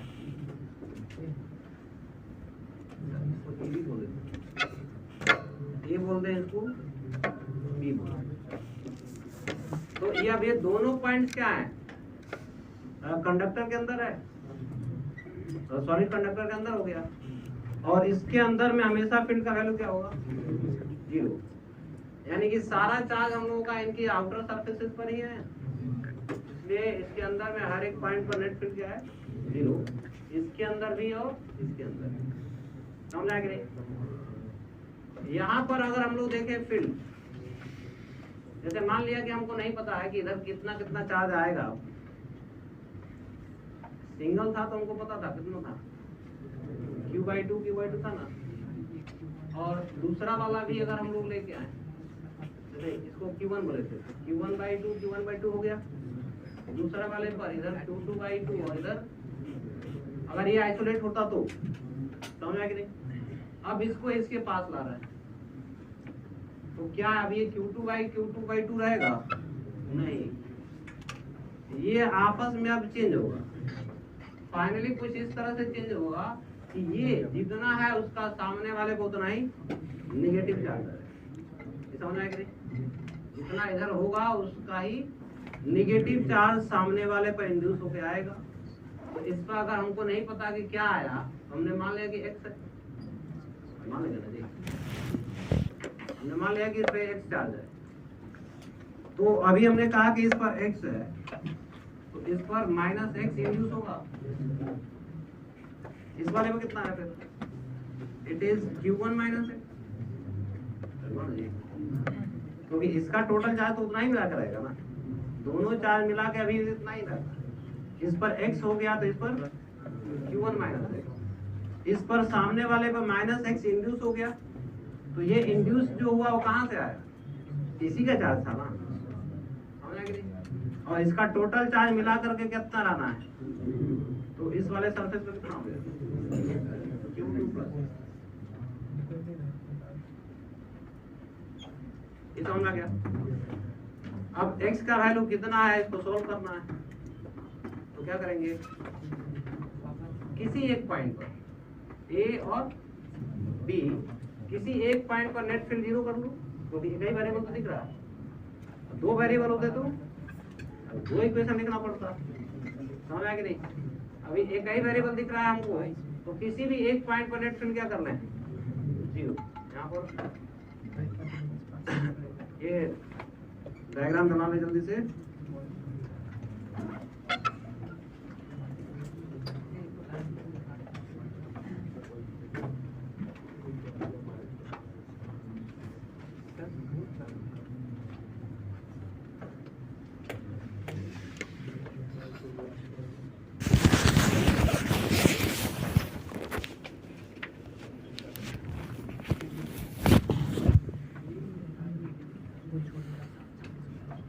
हो गया सब होगा। अब ये इनफाइनाइटली लार्ज प्लेन्स की तरह हो गया सरफेस, ध्यान सुन ले। अब हर एक सरफेस इसमें क्या है, इनफाइनाइट प्लेन चार्ज की तरह हो गया। तो इसका हम लोग इलेक्ट्रिक फील्ड यहाँ पर कितना लिखेंगे, σ/2 है, लेकिन यहाँ चार्ज दिया हुआ था, सिग्मा हमको नहीं दिया। तो सिग्मा लाने के लिए चार्ज डिवाइडेड बाय एरिया, ये तो करते हैं। और सभी लगभग एक ही साइज के होंगे, इनफाइनाइटली लार्ज है, समझा कि नहीं। तो इसमें हम ये सरफेस एरिया, इसमें भी सरफेस एरिया, इसमें भी सरफेस एरिया, सब में सरफेस एरिया से डिवाइड कर दें। मान लिया सरफेस एरिया सबका A है, क्योंकि तो सभी लार्ज A है, इनफाइनाइटली लार्ज, तो उस केस में हम लोग सरफेस एरिया मान लेते हैं A। तो इसका सरफेस चार्ज डेंसिटी मिल गया, इस बाई A, इसका भी। अच्छा, इसमें हम लोग कह सकते हैं, अभी डायरेक्ट हमको नहीं दिख रहा है कौन पॉजिटिव है कौन नेगेटिव है, दिख रहा है क्या, तो जिसके साथ जो साइन दिख रहा है वही हम कंसीडर कर लें। इसके साथ जो साइन दिख रहा है इसके साथ कौन सा आ जाए, पॉजिटिव साइन, इसको पॉजिटिव कंसीडर करें, इसके साथ पॉजिटिव, ये समझ आ गया। इसके साइन जो साइन दिख रहा है वही कंसीडर कर लो। फाइनली सॉल्व होने के बाद उसका साइन अपने आप एडजस्ट हो जाएगा। समझ आ गया सबको। अब ए पॉइंट पर हम इलेक्ट्रिक फील्ड लिखना चाहते हैं, तो ये मान लेते हैं अभी 4 सरफेसेस हैं, 1 2 3, समझ आ गया। फर्स्ट वाले का फील्ड किधर होगा, राइट साइड एट पॉइंट ए।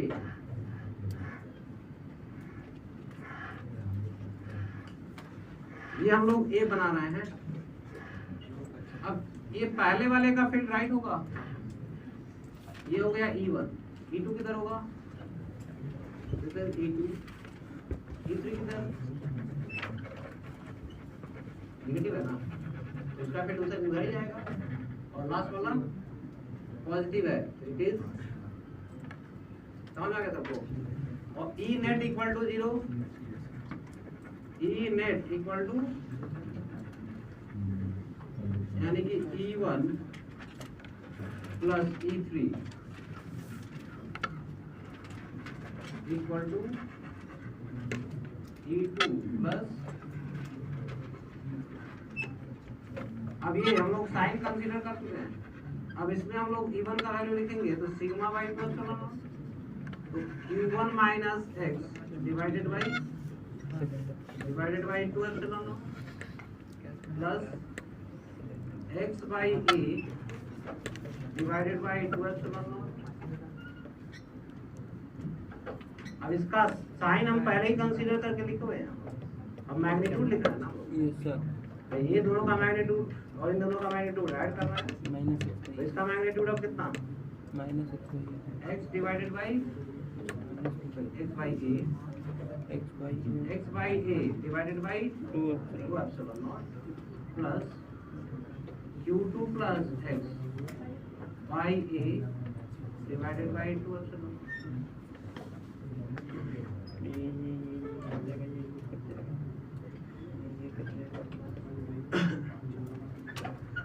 हो गया सब होगा, ये दोनों कैंसिल हो गया।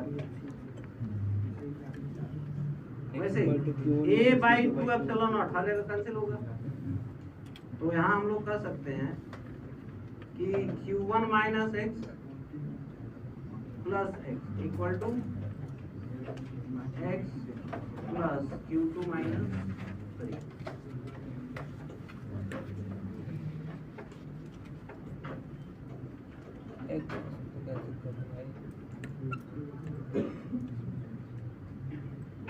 हो गया सब लोग का। इसको हम उधर लेके चले जाए,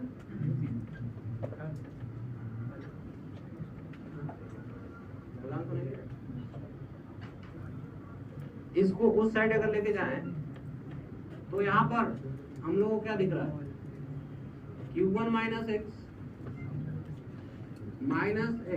प्लस एक्स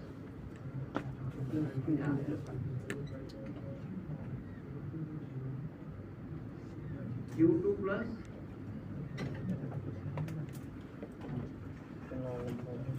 ये लिखने का मेरा पर्पस क्या है, ध्यान से सुन ले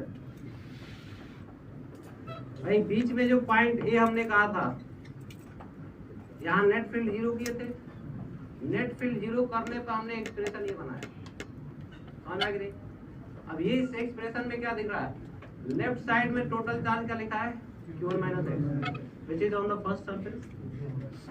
राइट साइड में जो टोटल चार्जेस लिखे हुए हैं, ये ए के राइट साइड में जितने चार्जेस हैं उन्हीं का सम लिखा हुआ है, समझ आ गया।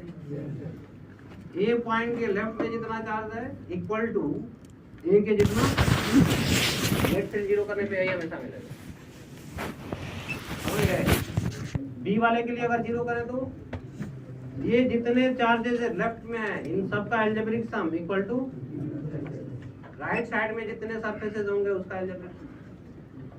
क्लियर हो गया सब लोगों को। तो ये हम लोग इसका पर्पस यही था। खैर यहाँ से हम लोगों को x का वैल्यू जब सॉल्व करेंगे तो कितना मिलेगा,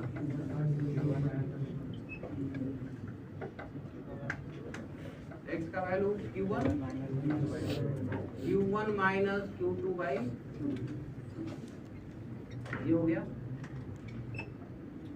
This implies that Q1 minus X equal to, इस Q1 में से इसको माइनस करेंगे तो Q1 प्लस Q2 बाई 2 आ जाएगा और Q2 प्लस X कितना आएगा?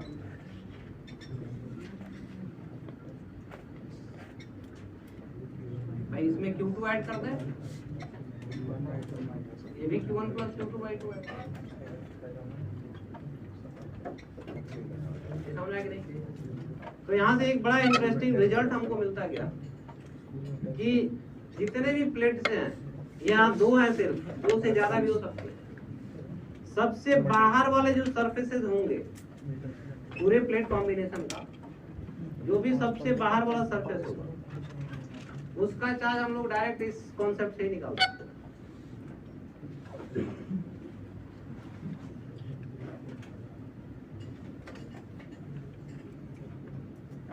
चलो पहले नोट कर लिया क्या सब लोगों ने?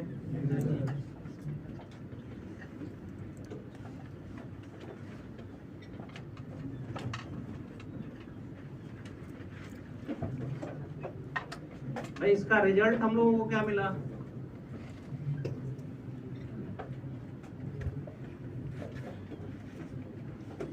ये रिजल्ट,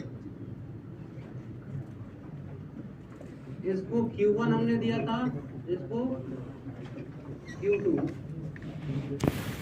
तो बाहर वाले सरफेसेस पे जो चार्ज आ रहा है, गिवन चार्जेस का सम डिवाइडेड बाई, यही आ रहा जी, इधर भी कितना Q1 प्लस Q2 बाई, और अब इसमें से चार्ज कंजर्वेशन इस पे अप्लाई कर दें तो इसमें से Q1 दिया गया था, जिसमें से कितना इधर आ गया, तो इधर कितना Q1 माइनस दिस 1 जी, इसमें से इसको माइनस करेंगे तो वही आएगा Q1 माइनस Q2 बाई, समझ आ गया? इसमें से इतना इधर आ गया है सामने वाले पर, वैसे भी इसका माइनस ही आएगा, minus Q1 minus Q2 by, यही आएगा। जो भी हमेशा फेसिंग सरफेसेस पर चार्ज जो भी होंगे हमेशा इक्वल हो और पॉजिटिव हो।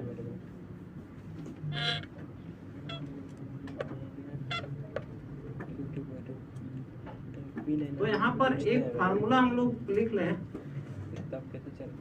वैसे तो पता ही चल गया लेकिन फिर भी इसको नोट कर लो ताकि फिर बुलाओ तो याद आ जाए।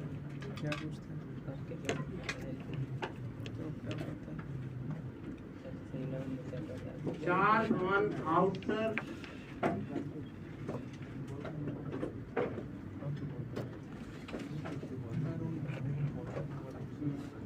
surface Q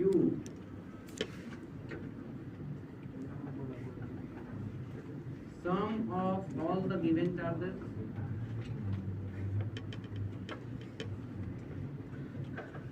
divided by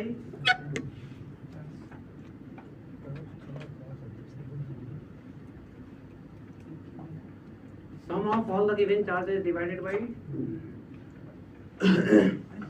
and this formula is valid for any number of plates। समझ आ गई? ये फार्मूला किसी भी नंबर ऑफ प्लेट्स के लिए वैलिड होगा।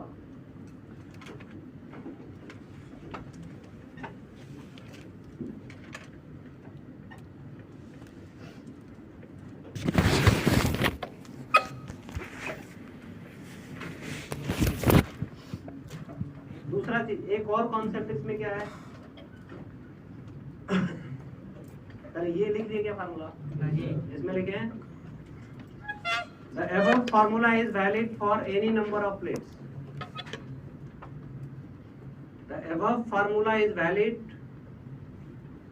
for any number of plates।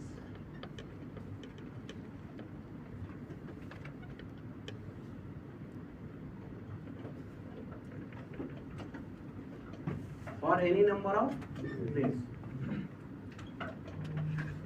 it is also valid, इसी में आगे it is also valid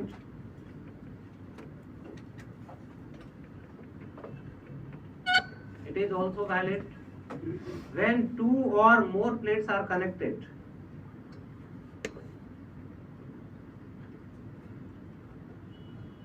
It is also valid when two or more plates are connected by conducting wires.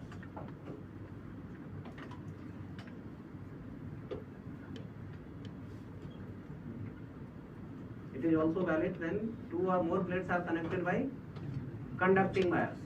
यानी कि जब plate connected ना हो तब भी और जब प्लेट कनेक्टेड हो तब भी ये वैलिड रहेगा, ये वाला फार्मूला समझ आ गया। तीसरा चीज क्या है इसमें इम्पोर्टेंट, इनमें से किसी भी एक प्लेट को अगर अर्थ कर दिया जाए, किसी भी एक प्लेट को अर्थ कर दिया जाए तो सबसे आउटर मोस्ट सरफेस पर चार्ज का वैल्यू 0 हो जाएगा। समझ आ गया? सबसे आउटर मोस्ट सरफेस का चार्ज क्या हो जाएगा? 0।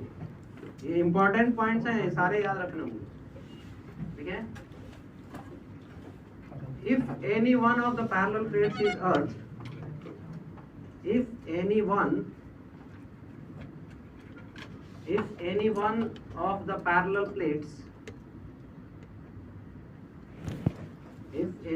of the parallel plates is earth, the charge on outermost surface is 0. The charge on outermost surface is always 0 कर दें, always 0. The charge on outermost surface is always 0.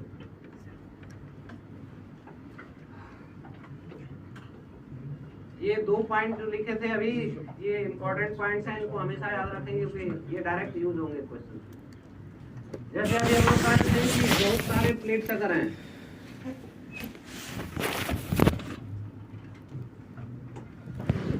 जल्दी से इसको देखिए, ये 4 प्लेटें हैं, इसको चार्ज दिया गया है +2q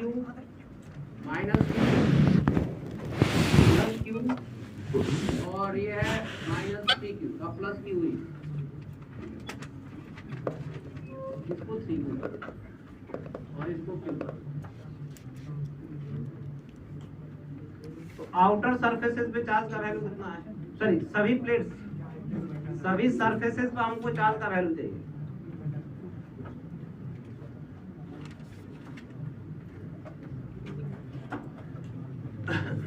तो सबसे बाहर वाला 2 सरफेस ही तो होगा, आउटर मोस्ट सरफेस यही दोनों हुए। आउटर मोस्ट सरफेस पर चार्ज का वैल्यू क्या है? Sum of all the given charges divided by, समझ गए कि नहीं? कितना आया? 5q/2। इधर 5q/2, इधर भी, इन दोनों का हमेशा इक्वल ही रहेगा। अब इसमें से अब इस पर भी चार्ज कंजर्वेशन वैलिड है, तो 2q - 5q/2 कितना?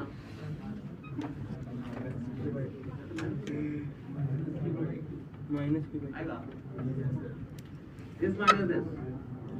इसमें से इतना चार्ज अगर इस सरफेस पर आया तो बचा हुआ चार्ज ही तो इधर आएगा, समझ आएगा सब। अब इसमें -q/2, सामने वाले पे सीधे अपोजिट +q/2। अब इस -q में से इसमें इतना इधर है तो इधर कितना? इट इज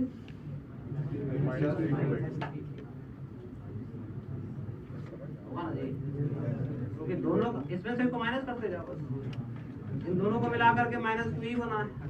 अब इसका जस्ट अपोजिट यहाँ पर, अब इसमें से इसको माइनस करेंगे तो इधर आएगा q/2, सामने वाले पर -3q/2 और लास्ट में देखोगे अपने आप इसमें कंजर्वेशन वैल्यू होगा, समझ आ गया? लास्ट में अपने आप इस पे कंजर्वेशन वैलिड हो गया, और लास्ट में अगर नहीं वैलिड हुआ कहीं ना कहीं कुछ गलत हो रहा है, समझ आ गई? ये है चार्ज डिस्ट्रीब्यूशन पैरेलल प्लेट्स पर। अब पूछेगा कि इस पॉइंट पर इलेक्ट्रिक फील्ड बताओ, ई पॉइंट पर इलेक्ट्रिक फील्ड कितना है? कितने सरफेसेस अभी है? 4 ही है, 8 है। 4 प्लेट है तो सबका 2-2 सरफेस, 8 सरफेस है, समझ आ गई? तो इसके इधर जितने पॉजिटिव है, पॉजिटिव सरफेस, इन सबको इनफाइनाइटली लार्ज ही तो कंसीडर करना है। तो अभी हम लोग इसका फील्ड, ये पॉजिटिव और ये 2 तो इन दोनों पॉजिटिव का फील्ड राइट साइड होगा, इन दोनों नेगेटिव का फील्ड लेफ्ट साइड आएगा। इसका तो राइट हो गया तो इसका लेफ्ट साइड आएगा। ये पॉजिटिव, इन तीनों का फील्ड यहाँ पर अब लेफ्ट साइड आया और इसका, समझ गए? और सबका रिजल्टेंट, इसका हम लोग फील्ड अगर लिखें net field eight point P, तो हम राइट साइड को पॉजिटिव कंसीडर करेंगे, लेफ्ट साइड को net field eight point P। भाई अभी हमने कहा था इसमें एरिया से डिवाइड करना होगा तो क्या मिलेगा? सिग्मा बाई 2 तो जो भी चार्ज है डिवाइडेड बाई 2 एप्सिलॉन नॉट ए लिख लेंगे, समझ में आया कि नहीं? अगर चार्ज का वैल्यू Q है तो उसका फील्ड इतना ले सकते हैं, तो इसका फील्ड कितना हुआ? 5Q बाई 4 एप्सिलॉन नॉट, थोड़ा सा 5Q by 2 divided by minus Q by 2 divided by 2 epsilon naught A plus Q by 2 divided by 2 epsilon naught A, इसका minus 3Q by 2 divided by 2 epsilon naught. ये सारे left वाले point से, इन्हीं के साथ इनको भी ऐड करते जाएंगे। इसका माइनस, इसका लेफ्ट में आएगा ना, माइनस 3Q बाई 2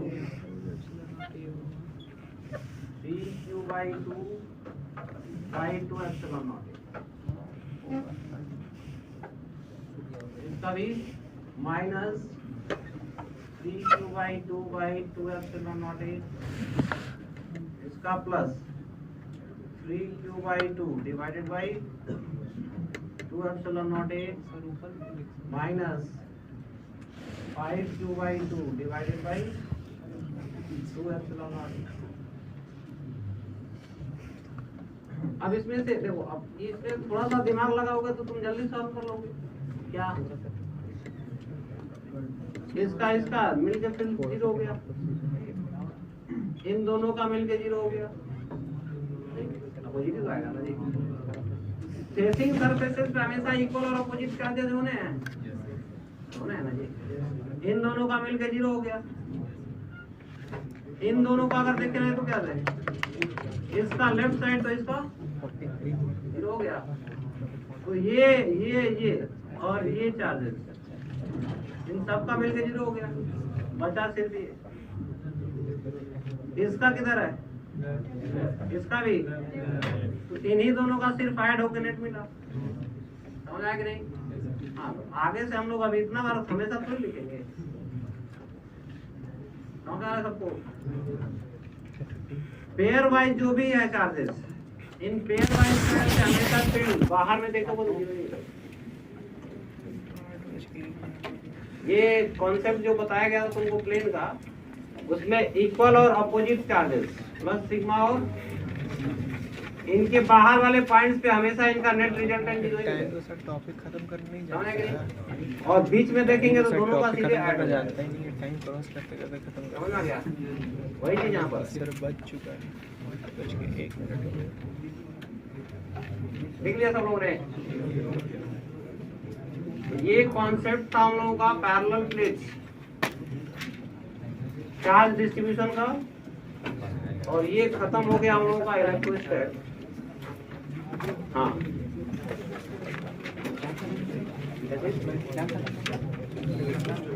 छूट गया है।